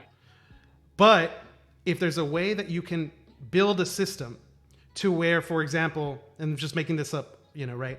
If for example, if Cliff were to introduce renting, and with that system input a tax to the renter, to the person who's renting, And that portion of whatever the fees are, whatever that number comes out to, if that portion goes back into the Lost Relics treasury, then that means that the people that are using, all the people, everybody that's using items or running dungeons now have a better opportunity to find more Shadowstones or have the ability for the Shadowstone pool to never run out, which again would increase the longevity of the game. Now, I think that's a balancing issue. And you're right. They're really hard safeguards because one misstep could mess up a lot of things. But I would also say that those same issues exist today because we're already living in a world where like any one of these relics or blockchain items can change their effects overnight or can be taken out of the game or, so like the people that are already investing from that perspective, they need to be doing that with that assumption that it's going to happen. I think it's super unrealistic to not assume that that's going to happen. I agree. It's in terms of service. Like we can expect things to change as the game changes. We are still testing the game. Yeah. Like for me, I mean, I don't know what it would look like. I don't know. Like we'd have to test it out. But like, I think the whole key of a renting system working would be if there was a way for some of that rent to go back into the Lost Relics pool so that it benefits everybody, not just the renters. Not just the people that are renting their items. And really quick before you jump in, you asked the question earlier about like why would I ever sell them? And I would counter, or I would bring up the point of like, why would you ever sell your house if you could rent it? Like there are other reasons that can come up that will make you jump the line between renting or selling. Different things in life, different things in the game, different things in that happen to you as an individual. And I think that those same things would exist here. That we might not be aware of right now. But it would definitely like lower the amount of players who are willing to sell. Would you think that? I do think there is much like I personally I know much more people who are buying up houses to rent them than those who are giving up on renting and decided to sell it. I would also say that I agree with you. I see that exact same thing. But 10 years ago, I saw the opposite. Yeah, that's because true. It's all part of the business cycle if you want to look like Lost Relics is going to go through cycles too, and we're already seeing some. Right now the easiest cycle to pay attention to is players coming and going. You know. But in the future, if Lost Relics were to like be able to get to a point where we have a certain amount of players that are committed, like that have like, in other words, the monthly users, they go up a little bit, but they roughly stay the same. When we get to that point is the point where we start seeing different cycles. I think cycles like production, resource values in gold going up and going down. Blockchain item relics going up and going down. But I don't think we're there yet. I think all that matters right now is how many people, or in terms of value, I think right now is just how many people come into the game and how many people come out of the game. Yeah. Because we're so early. Would you think that renting, like some of those bigger decisions, would it be worth to doing some sort of a poll, like make it a democratic decision? Like if we have in a Talmuth some, like under the assumption that any casual player would visit the game once in a week or so, like if the poll is ongoing for 1 or 2 months, those players will be able to see the poll and then vote on those decisions. Do you feel like that something like that should happen? Yeah, I definitely think so. And I would even take it. Damn. I'd like to talk to you about something off stream that is on this topic because I'm not ready to spill different ideas that I have and stuff. But I think that idea can be taken to another level, to a more impactful level where the players are the ones that are helping design, maybe not design, but helping with the feedback of how a system of this big of importance can play and can work out, but not only if it can or if it can't, but why it should or why it shouldn't. I think that's really going to be the key. Now, I also think it's completely possible that like Cliff could. I think there's a complete possibility that Cliff could be like, look, this is the way that me as the developer sees this system working in my vision, and I'm not really willing to give players that input. I can see that. I think that's fine. Yeah, well, maybe the decision doesn't have to be, like he will listen to us, but just to get our input on something. Because, Right. like we have a really small community of streamers. And one of the things that worries me is an impact of us, I could say, the few of us are and could make on the community. Like I wouldn't want some ideas, not talking about renting right now, like in general, like ideas to be perceived as a community idea, but maybe just a few of us that were Voices loud of the enough. few. Yeah. So that's why I was talking about. That's why I was in general thinking about how some democratic introduction of democratic system could help with those things, just to prevent some ideas to spiraling and being perceived as what majority thinks. Yeah, I think But you're that could be the whole new topic. Like for sure. I mean, I think that's really good perspectives. I mean, like honestly, like this is why I've gotten so much enjoyment of watching your streams, is because you talk or you think about a lot of those things, and you're willing to say some of them out loud. And yeah, I mean, yeah, I think it is a very important concern. Going back again really quick to renting, what I would do right now, for me with renting, I guess the way I look at blockchain gaming is like I look at all these games. Okay, like I'm researching games like Axie, I'm researching games like Splinterland.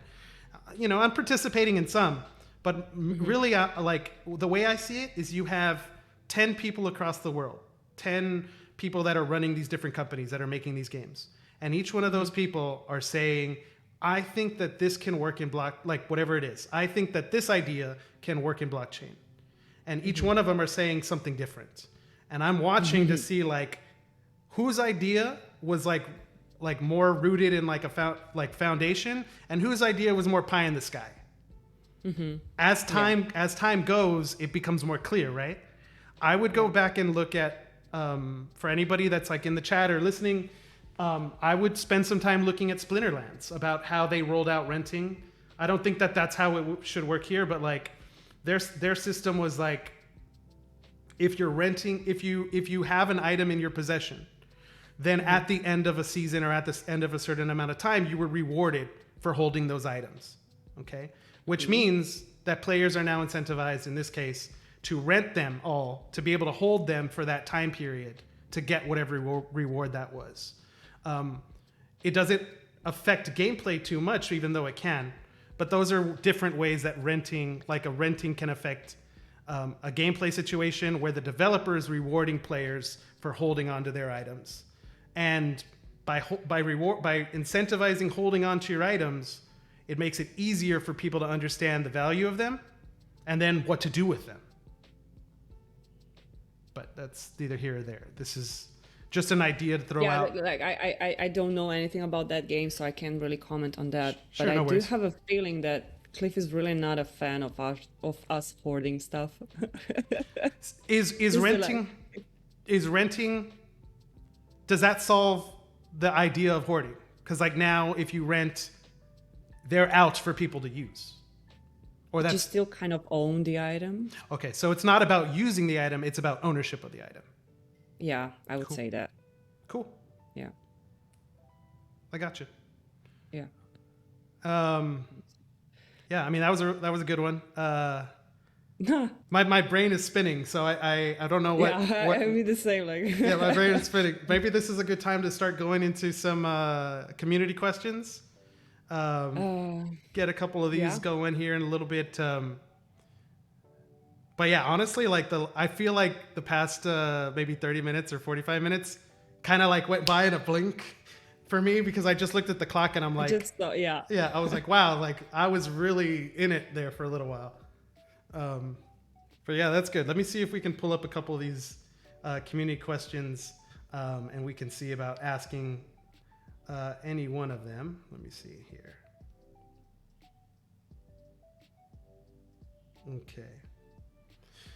Okay, so let's see. The first one here that I'm pulling up came from Jay Rifting.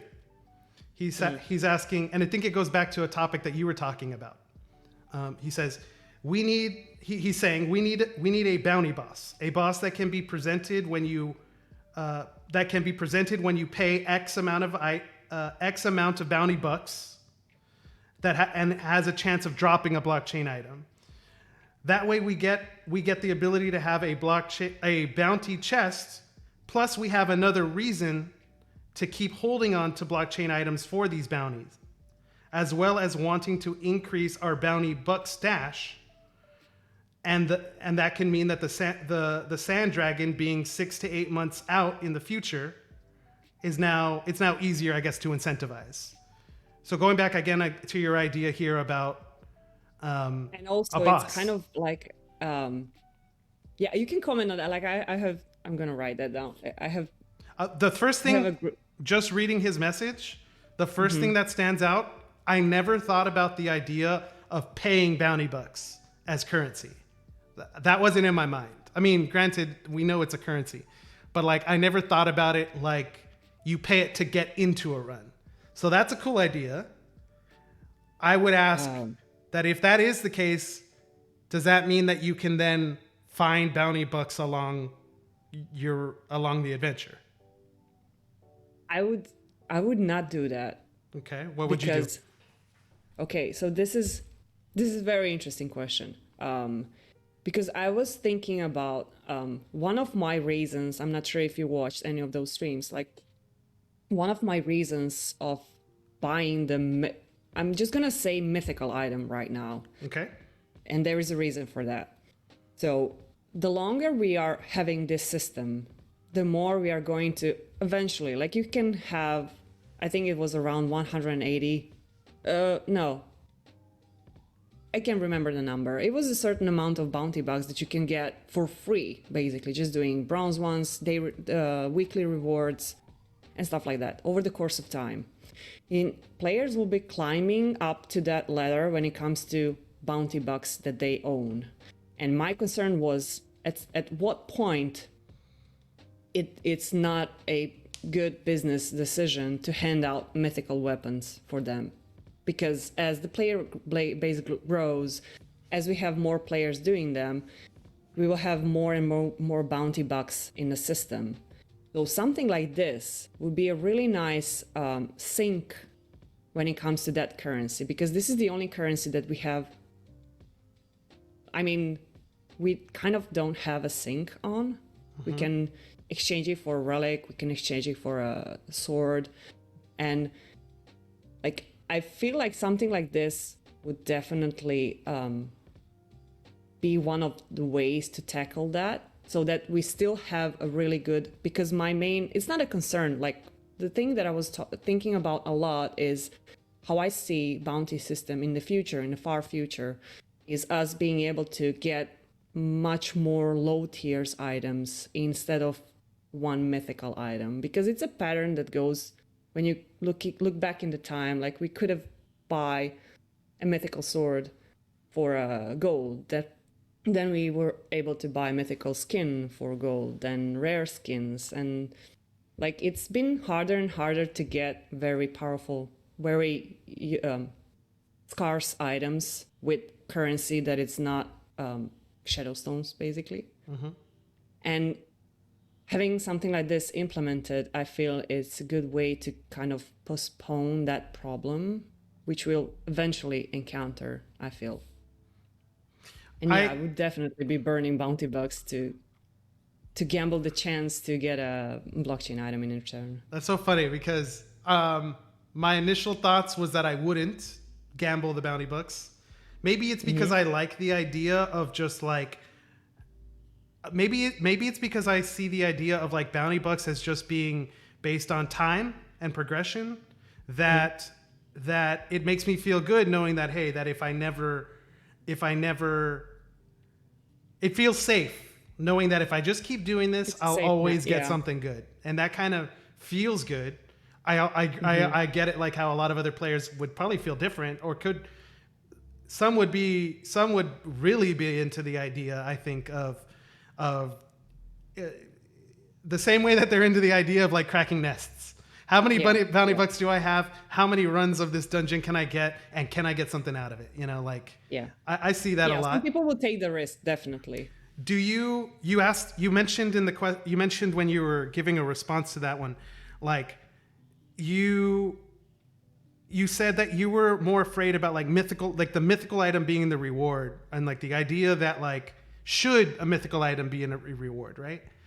Mm-hmm. The way I've always looked at that, like that question has been like, how many mythicals currently are minted? How many transcendents are minted? How many legendaries? And then how many players would we actually need to have to where every single person could own a sword and a bow? Like how many players do we need for that entire loot pool to be used efficiently? Mm-hmm. Okay. Mm-hmm. And my guess is that's a lot of players, especially when you consider that those will be the most valued item. I think those would be the most valued items in the game because of their rarity. Yeah. So I would assume that that's something that's going to last a really long time, which would mean the way he's dealing them out, I would actually say probably could benefit from being sped up. But I don't know. I didn't do the math on that one. But I used to have it, but I don't have it. Yeah, let me see if I can jump over to another comment here. Okay, let's see. The idea here, Gorgondian jumping on in, and he says, need to pay and burn a blockchain item to enter higher tier maps, as it was done before when you needed to pay in order to play a dungeon. So I guess the idea here he's referring to is adventure stones, right? So before you'd go to the shop and you'd buy a bag of adventure stones that pretty much came out to like 25 cents a run. Mm-hmm. So I guess what he's alluding to is the idea of like, maybe there should only be a certain tier, a difficulty tier or whatnot, of which the only way to get in those maps are by contributing back into the loot pool, by burning. So that will lean on the discussion we had about another systems of how to circulate blockchain items, I guess. Yeah, I mean, like from a developer's perspective, like if I was Cliff, I would worry about making levels and spending time on something that very few people use. That's a good point. If you think that people are going to be willing to take those chances, then it becomes worth it. Yeah, but you have to, like, I would expect those maps to give you either more chances to get something. Like, what would be an incentive to do that? Is it just running a high tier map? Because right now, when you look at the Overseer, the drops are kind of even out in a way. Like, it's not like we are getting a lot of good drops from Zenny and Mount compared to Trailwoods and Arl and whatnot. What if a map, so like there's different ways to incentivize it, right? So let's just work from the bottom and work our way up. And I'm going to ask you the question and you tell me if you would do it, yes or no, right? Mm-hmm. Okay. Would you deposit a uncommon blockchain item to play a map that has, in the same amount of time, a boss at the end, but at the same amount of time, and we're at the lower end, 5 times more experience than your Mount Olcap run? No. Okay, would you, let's grow on it. 5 times more experience with a boss that's guaranteed to drop 5 Shadow Stones.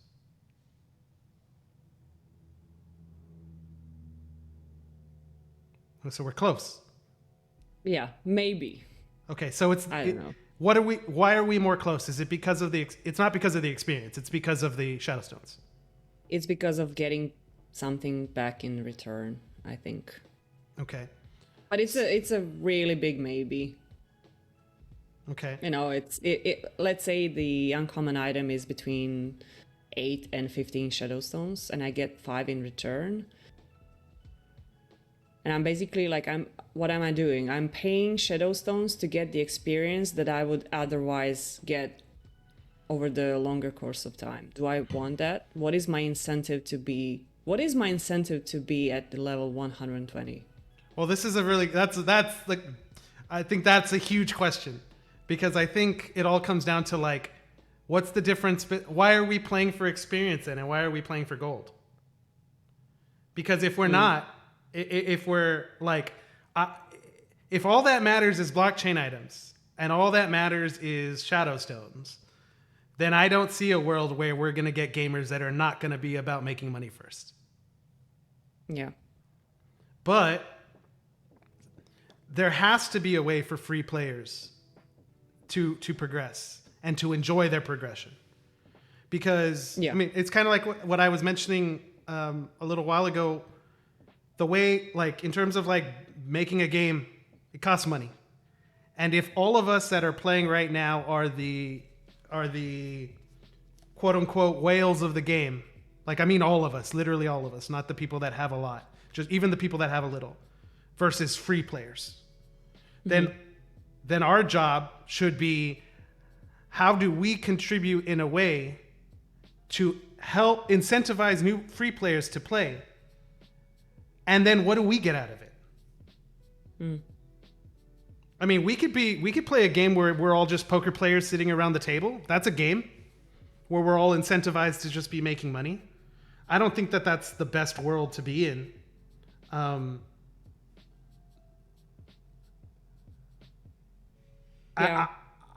would be. I mean, I don't know. There's a lot of different ways to think about it, but like, we have to incentivize new players, and I don't think it can just be from the development side of it.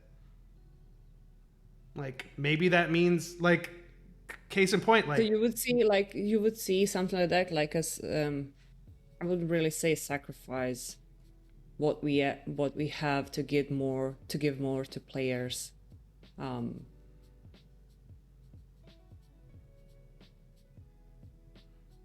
Like, look what Spizzo's done.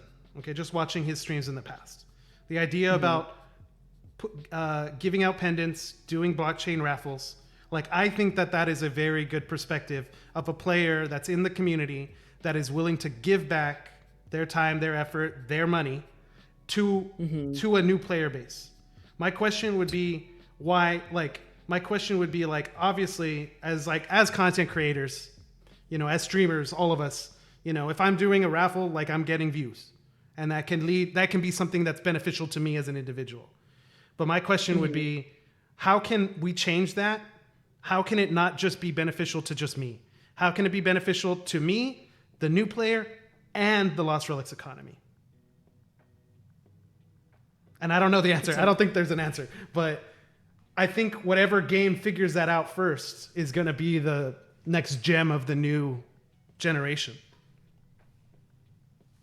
Is it really possible to do that? I would point towards, like, the idea, because it kind of relies on the us human beings not being selfish and greedy, and I feel like there's really not a lot of people who are like that. You know, I'm not sure even if the system exists. I feel like it would kind of come down to few of those who are doing that and others who are actually exploiting that instead of new players. Like, I would totally be for that, because I did only one giveaway, and I've asked in my chat, like, who is a new player who has no longbow, who doesn't have a longbow and who needs it to progress. Like, if there is a way for me to be sure that those items will end up in hands of those who really do need them, then I would do something like that. I would sacrifice a blockchain item to get a little bit more experience. Only in those circumstances. I think you know, when I first started streaming Lost Relics, and there's like videos of it on YouTube, I talked a lot about the idea of like what would a nonprofit in this world look like. And I had a lot of people, not a lot of people, I had some friends that were like, why are we talking about nonprofits with crypto gaming? And it's exactly what you just said. It is what types of organizations or groups of people are incentivized to not be greedy, or, well, I mean, that put quote unquote greed, quote unquote profit aside for the achievement of a goal. And that was one of the reasons why I talked about that idea about what would a nonprofit, what would a organization, look, I don't think you have to strictly be a nonprofit to do this stuff. But like, even if we put it, like, if you want to look at it from a greed standpoint, like if you want to look at it from like, if my only concern is to make more money, then my question, how do I make more money? Okay, if I wanted to do that, I need more people to experience the game that I'm experiencing and enjoy the game that I'm experiencing, or else they'll leave. So I am incentivized to help a player reach that same level of enthusiasm within the game. And when I started thinking about that, right now, and this is another thing I was researching on, I don't know if you've ever played EVE Online. No, I've heard about the game, but I've never played it. Pretty much, that game's been around for so long that now pretty much the entire community is in the end game, right? They're called corporations in that game, but guilds. What these guilds do, because they think the same way, they're thinking of like, how am I going to profit? The way I'm going to profit is getting new players on board to enjoy the game. Well, what they do now is they have groups of players that camp the spawn points for new players.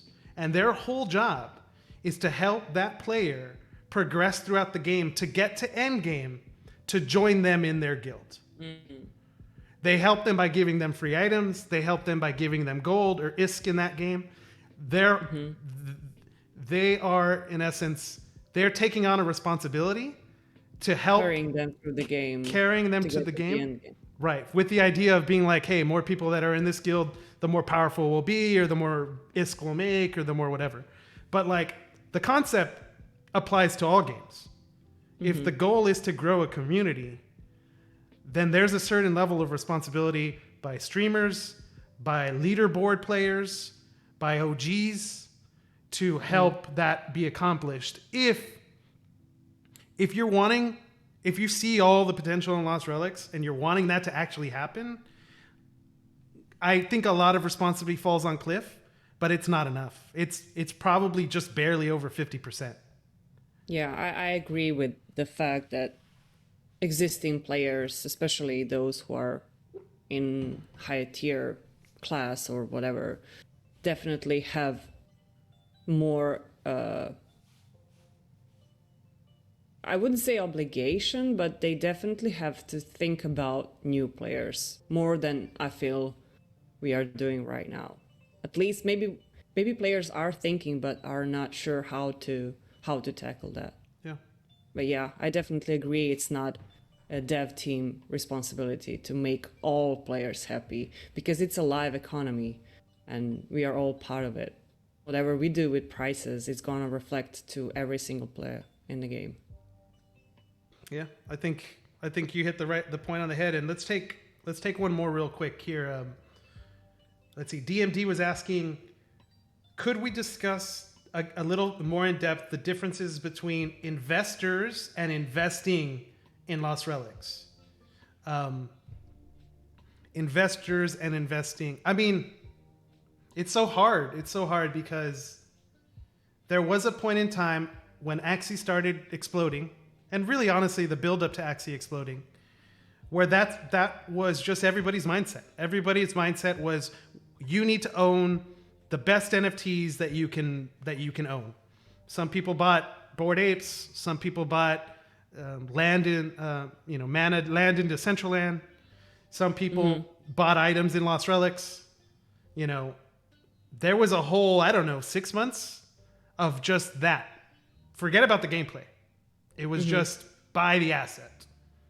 So those are investors. I would say that those are investors. And I would say the concept of investing is the same question that you ask yourself when you decided to get that sand dragon.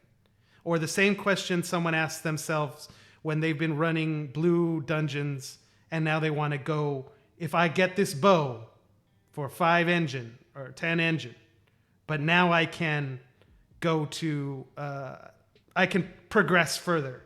I can get more out of the game. What I also did, by the way. That was when I said that it took me like 6 months to invest in the game. I was actually talking about that. It took me 6 months to be sure that I will be sticking with the game for a long run, and I actually need better weapons and equipment to enjoy more in the game and to be able to progress in the game. So I would make a distinction between the two in a way that investors are people who are strictly buying items in hope that at some point they will be able to sell them for a higher price. Where investing in this game would be people who are buying items to have more enjoyable gameplay. They can decide to sell the item to buy something else, but I would definitely bind investing in Lost Relics to playing the game, whereas investors would be totally separate type of. I'm not saying that you can't be both, but in this case, I'm just trying to differentiate between the two. Where investors, I see only people who are just in a way they're also helping us with moving the economy. But they are only buying items with hope that they will be able to sell them later on for much higher price. Do you think it's bad that players have to? Do you think it's bad that players have to think about the idea of investing to progress in the game? I could see a lot of players saying, like, I mean, granted, this game, this is not the same, but like, if you paid $60 to get a game, like, I could see people saying, they already do, why do I need to buy this DLC just to be able to beat the game? Like, that's bad, right? So like, why is it different here? Why is it okay? I mean, I don't know the answer. Like, why is it okay to, if you felt like you were doing dungeons and you couldn't go to the next level, like, why do you feel that it was okay to buy that item? And do you think it's fair that you were even asked that question? Well, I felt it was fair because, first of all, I can always sell it. I think that's very important to emphasize. Yeah, I think you're right. I can revoke, in a way, my decision. Even with the Sand Dragon, I can choose to sell it.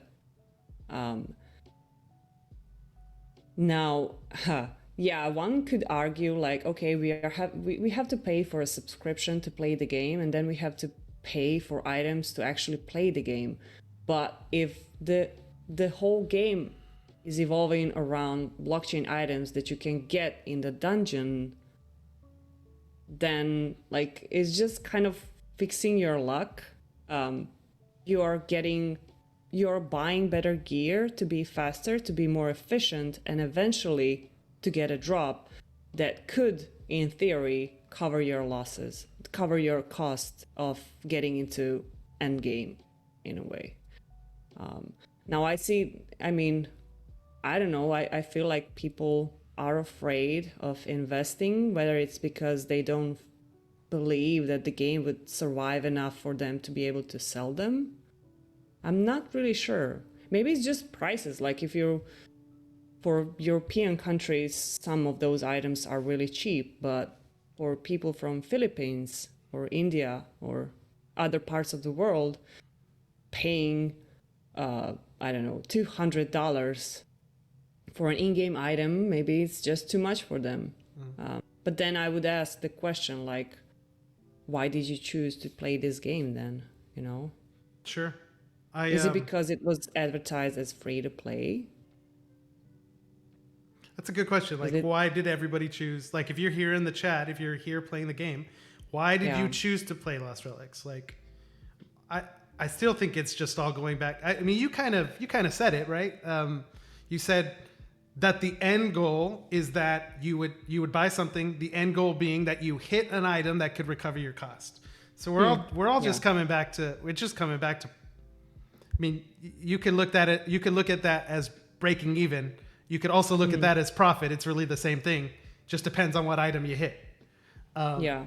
You know, But I also have to have fun during those times because otherwise I wouldn't be in the game.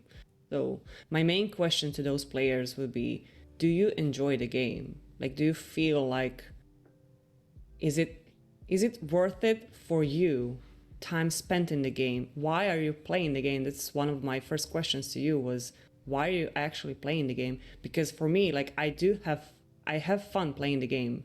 And I also have some probably would say addiction because of that dopamine hit that kicks me every once in a while. So I would blame my addiction yeah. in a way to that, but I am definitely having fun while I play. So if you're not having fun while you're playing, you're not happy with your drop rates, you're not happy that you, I wouldn't say have to pay for the gear, but to smoothen your experience, you are incentivized to do that. What are the reasons that you are still playing the game? I mean, for me, a big part of it, honestly, is the community. Maybe that's because I've also created content. So like, I have a lot of people that I get the opportunity to talk to. But I'll be honest, like there are more people in Lost Relics that I spent time talking to than actual people like here with me, like in my area where I live. Like, I mean, it's just Interesting. I Yeah. don't know why. I mean, probably because I like grew up always being online, but like, yeah, I mean, even my closest relationships here with my closest friends, like I mean, I spend time with them and I enjoy going out and doing things or whatnot. But if you really add up the hours, I'm spending more time talking with like Spizzo or Jay Rifting in Discord or in game than I am actually hanging out with my best friends like here in Texas. So it's Well, I would say that you have a passion towards this game then, and the ability to share and comment on the game and gameplay and other parts is what keeps you engaged with people who you can share that with. That's sure. one of the reasons why I am streaming, basically, because I can finally talk with someone about this game. Like, I don't have to pull my husband for his sleeve, like, hey, talk to me, like I want to comment on this with you. So I Has your understand that part, has your definitely. husband ever played Lost Relics? He did. Cool, cool, cool, cool. He didn't really like it. No. I got my wife to play one dungeon. She survived though. She survived. She made it. Oh, that was good. Ivana, I know we've been streaming here for 2 hours plus. I don't know how you're Yeah. doing on time. I know it's late over there, right? It's 10:30. I will survive. I did a nap today, so I Fair came enough. prepared. There you go. Well, then I would like to ask you a question because I'm sure you've been thinking a lot about Lost Relics. Are there any gameplay? Are there any gameplay adjustments or features, something that you would put into the game, or something that you've thought about, like, oh, that'd be interesting if this actually worked? And if you puzzles, what kind of puzzles? Yeah. Like when you think of puzzles, what do you think? Solving the problem. I don't know, even like turn-based puzzles where I have to move this to there, like playing a chess. I don't know, anything that has to makes me which makes me engaged mentally, because So the kind of puzzles like you can see it and you can solve it in front of you, yeah, or the kind of puzzles where definitely. you have to like, it's going to take you a long time to think about. I would be happy with both. The one thing that I would be really cautious about is the amount of words, let's say, used, because I feel like if you introduce puzzles that are solely based on text, then you kind of are excluding players whose English language is not native. Um, It's a very so good perspective. except for that, I'm totally about puzzles, like anything. I don't even like, there is no type of puzzle that I would be willing to do rather than another one. It's just like, I don't know, it could be a dungeon where with the gold sink, bounty box sink, shadowstone sink, you get in, you can solve the puzzle, and in the end you have, I don't know, if we have 1% chance to get a blockchain drop from the chest, here we have like 30% chance to get something. Yeah. I when you say puzzles, I think of riddles for me because that's something that I really like. Unfortunately, I don't think players would like this, but I do. Like I like the type of riddles where you're like, or puzzles where you're like, it takes a lot of like you got to look at it, think about it, come back later, think about it, come back later. You know. So solving without playing the game basically would be one of the, Yeah, like I would love. you read the riddle and you think about it the whole day and trying to figure out what it means. Yeah, like I remember Yeah. one time the game Fez, which is just like an indie game, a little indie game. It had like a language in the game that was hidden in the walls, like, and it looked like they just look like squares and dots and like Morse code, like Morse code. Okay. And I just remember one time I was at church and I don't know what happened, but out of nowhere, I just the eureka moment, the light bulb, and like I almost jumped out of my seat because I was like, I figured it out. I know it. I gotta get home, but no, but yeah, like that those moments or that feeling. Maybe it's the endorphin rush, right? Like that feeling of like it clicks. It like really resonates with me, so I like that a lot. But you know, What do you think about, like, for example, like generated puzzles versus the exact same puzzle for everyone? ooh, that's tough. Like, because one of them, like if everyone gets the same puzzle, then it's about time that you can invest right now to solve it. But if you have puzzles which are generated randomly again with the same, let's say, skills that you need to kind of figure out what to put where, how to assemble stuff, I don't know, it kind of like can talk about puzzles only the whole podcast. But if you could choose, which type would you choose Um, I would probably and why? choose.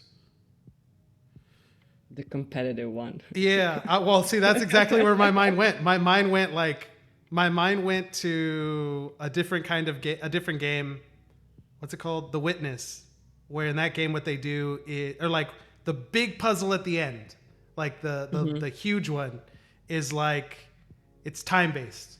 The moment you start the puzzle, like the clock starts, and if and it's procedurally, it's not procedurally generated. There's an answer, but like if you, I guess you're getting hit with all of this information at once, it feels like everything's always new, and if you don't solve it in 5 minutes, you know, game over. Okay, I see. So like I would think of something like what if there was a puzzle in the game where your dungeon starts to fill with water unless you actually solve it in time. Your lock-in room. Yeah. You go into a Yeah. locker room, it starts filling with water until you solve the puzzle, and Until you open the door. until you open the door or death. Oh my! Now you remind me. There was this uh, mobile application game that I used to play back in the university. The name was, I think, only Doors. So you had like 100 levels of solving how to open the doors. Yeah. And I was so hooked on that. That was crazy. Like something like that being implemented in locking rooms, like you have to open the doors. If you don't, the gates of hell will open. Like you can basically, in theory, you could even survive and get a second chance, but it's better to open the doors.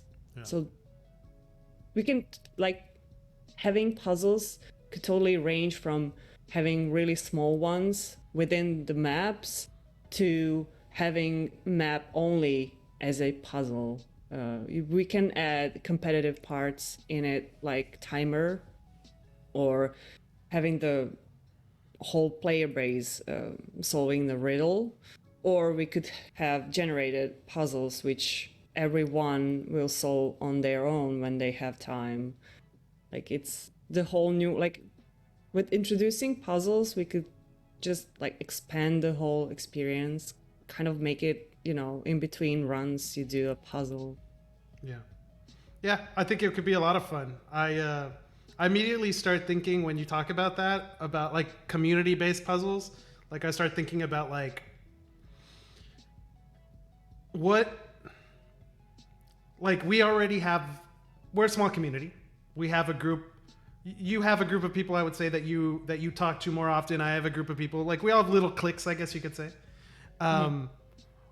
When these puzzles start coming up, do you think community-based puzzles inside Lost Relics would be like, I guess, where we open source, where we're like, look, this is what I figured out today. I'm putting it in the Discord for anybody else to find? Or do you think it would probably be something where it's like your group of like 3 or 4 people that you're really close to or talk to, sharing it amongst them just to see how much you could get?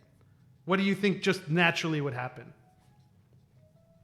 That's actually very interesting, because when we had that community hunt event going on, I actually got 4 or 5 DMs from people who wanted to send me what they found, and like with the message, I don't want to engage with this, but here is what I found, and if you want to engage, you can use this.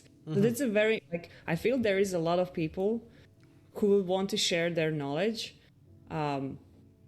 but I think we would end up with having small groups of people who were in the game long enough to create like small community around them, leaving those people who just entered the game without nothing. Gotcha. So that's basically my main concern with puzzles, which would be based, the same puzzle being the same for everyone. I know that Cliff talked about that, and he likes the idea like whoever is the fastest one to get will get a very precious blockchain item. I like the idea of that, but I don't know. I don't know how would that reflect to the community. Yeah. I mean, that's a good, it's hard to anticipate what would happen, right? Yeah, But, yeah. I do think, if I were to get my way, or if I were to get what I want out of it, I do kind of hope that Lost Relics stays more cooperative than competitive. I do think there should be some competitive aspects in there, but like if we had a 70% co-op and 30% competitive, I think that would be a good balance. I don't know. Maybe I'm wrong. There's a lot of games that are like just strictly competitive and they blow up because of that. But I don't know. Like the long-term effects, I guess, on a community don't resonate with me when it's just like that. But I don't know. We didn't even touch base. Like I wanted to talk to you about the competitive parts of the game, and would you like, you basically answered my question. Like, would you like to introduce more of those or less? Like, I think there should be some for sure, but not the majority. Yeah, I agree with that. Like, I would have nothing against having small side games which are PvP or something like. But I definitely, like, I wouldn't join those parts of the game because it's not my thing. I'm not a competitive person. But when it comes to co-op, I would definitely like jump into that. that sounds really really what we kind of need, and I feel like a lot of people are expecting some form of co-op. That would be an interesting poll, like how many people would like to join PvP and how many people would like to join co-op, Exactly. just to see how the community breeds on that. I would guess that it's the opposite of what I just said, which is more 70% competitive and 30% co-op. But that's Yeah, just a guess. probably. Um, what do you think? What do you think could happen with guilds in Lost Relics? Like with this friends list coming out. I mean, the reason why I asked you about the idea of like little cliques of friends within Lost Relics, I mean, I think it's a good thing. But the reason why I brought it up was because like I think the idea of bringing in the friends list and eventually co-op are all like it's a question that's kind of like to kind of see where do you think we're going as players, because like once that friends list comes up, there's going to be a lot more people that choose to interact in game or that meet each Hmm. other in game.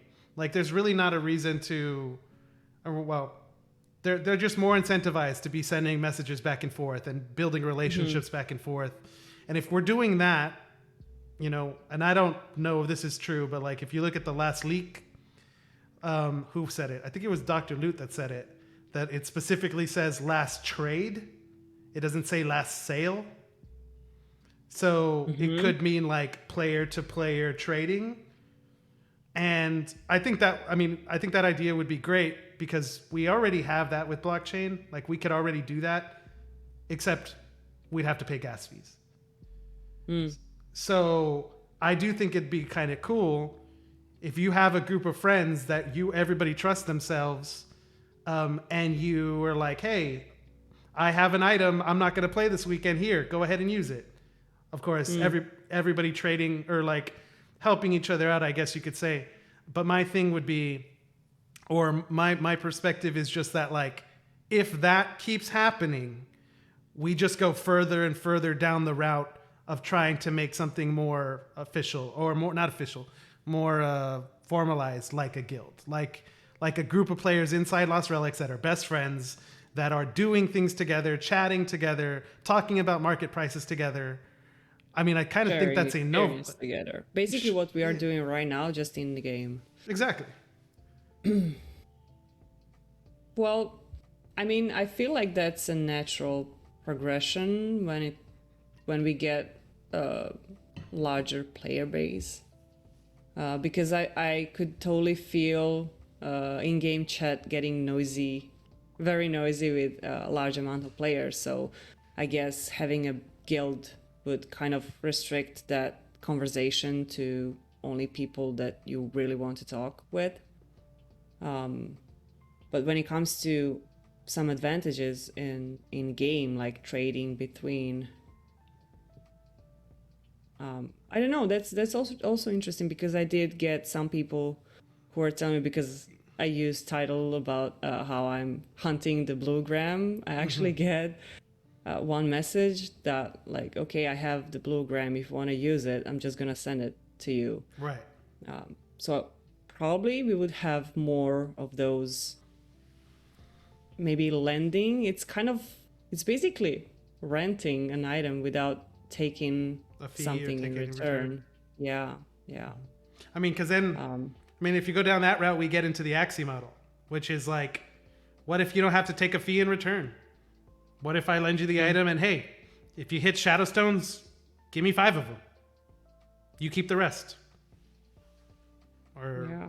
then we get into the whole talk bits about like, what are scholarship programs and what, like, what are these The like systems? You know, it's really the same thing. It's just, I don't know. Maybe it opens the door to some things that we might maybe don't want to have right now. I know, I feel like guilds, whatever comes with that definition, is maybe a bit early in the game, but I would be definitely curious to see how Cliff feels what the guild is, because I think he never answered your question about that. He kind Yeah, of yeah, did the Matrix move with yeah, that one, yeah. which was I very got clipped. interesting. Yeah, totally. Cliff rolled. No, that was good. That was good. But yeah, I can feel like that is something that we will get at some point in the future, just because of the noise in the game, in a way. Sounds good. But what would that mean? Like, would we have a shared stash? Would we have, I don't know. I have like that's something that I didn't really think about, so it kind of caught me off guard here. Got her. So No, I I'm have just kidding. I have yeah. I have nothing smart to say when Fair it comes to that. No worries, no worries. Well, Ivana, I think I mean I've had a really fun time talking with you. I think this was a really good one. I hope we can Definitely. keep doing more in the Definitely. future, and definitely maybe we'll be able to get a little bit more just the ability to be able to answer people questions or talking things. Yeah, totally. Throughout the Like, question. But just to be transparent with the chat, like it was basically was on my initiative to not to really actively engage chat because I wasn't sure it's my first time and I wasn't sure how the dynamics of the conversation would go. But now I feel like we would be able to kind of respond every now and then on the chat, especially because people like kind of like if we are talking about something and they have something to say about it, kind of want it to comment it on at the exact same point, because now going back to what we were talking about and addressing those points is kind of a bit more difficult, I see, and probably we missed a couple of points along the way. sure, for sure. Yeah, I mean I'm right there with you. I think there's definitely things we can take away from it, but like I said, I don't know at what point it was during the talk, but like there was a point in there where like all of a sudden 45 minutes were gone. And that's when I know I was like, Yeah. I mean, I don't know what chat thinks, but that's where I was just like, yeah, this is fun. Yeah, definitely. So it was good times. No, but, it's 2.5 hours already. yeah, I know. It's like a lot. blink of the eye. But Yeah. chat. Thanks, guys and gals, for everybody that was able to join us today. It's gonna take a little bit of time, but we'll go ahead and get it up on YouTube, so we'll have it there. And I'm gonna definitely rewatch the video, and I'll be taking an eye on what you guys were posting in chat and all of the like, oh man, that would have been a good one. Yeah. But we'll go from there. Yeah. But Yeah, I would probably regret not having chat opened during the stream, but no, it I was, think we're good. I do think next time I will. I do think the one-on-one, the fireside chat idea, like I think it is. It does help me when you bring up a concept that I was like, man, I never looked at it like that. It makes me feel easier, like to be able to take a second to just critically think about like, what did she mean? Why did she say it? So on and so forth. We wouldn't probably have those 45 minutes of not being engaged in anything outside of us if we were engaging with chat more. For sure. There's pros and cons, I guess, but we can probably shuffle the format as we go. I also want to give a major shout out to Dr. Loot and DMD for helping us as moderators in the chat, just helping us even prepare, some of the ideas about like, helping out during this entire podcast. That was super cool, and hopefully be able to get them more involved in the future. So yeah, I mean, any last thoughts you can think, Ivana, here that you wanted to get out here before we sign off? Thought-provoking thoughts. Huh? Thought-provoking thoughts. Thought-provoking thoughts. I'm on 5% battery right now. My brain is just like, Fair enough. I don't think I can. Yeah, I'm done. Sounds good. I'll leave one for the chat so you guys can just have something to think about. What if pendants could be sold for Shadowstones? And I'll leave it at that. Ladies and gentlemen, thank you all for joining us. This was a great one. We will catch you all next time. Bye. Bye, everyone.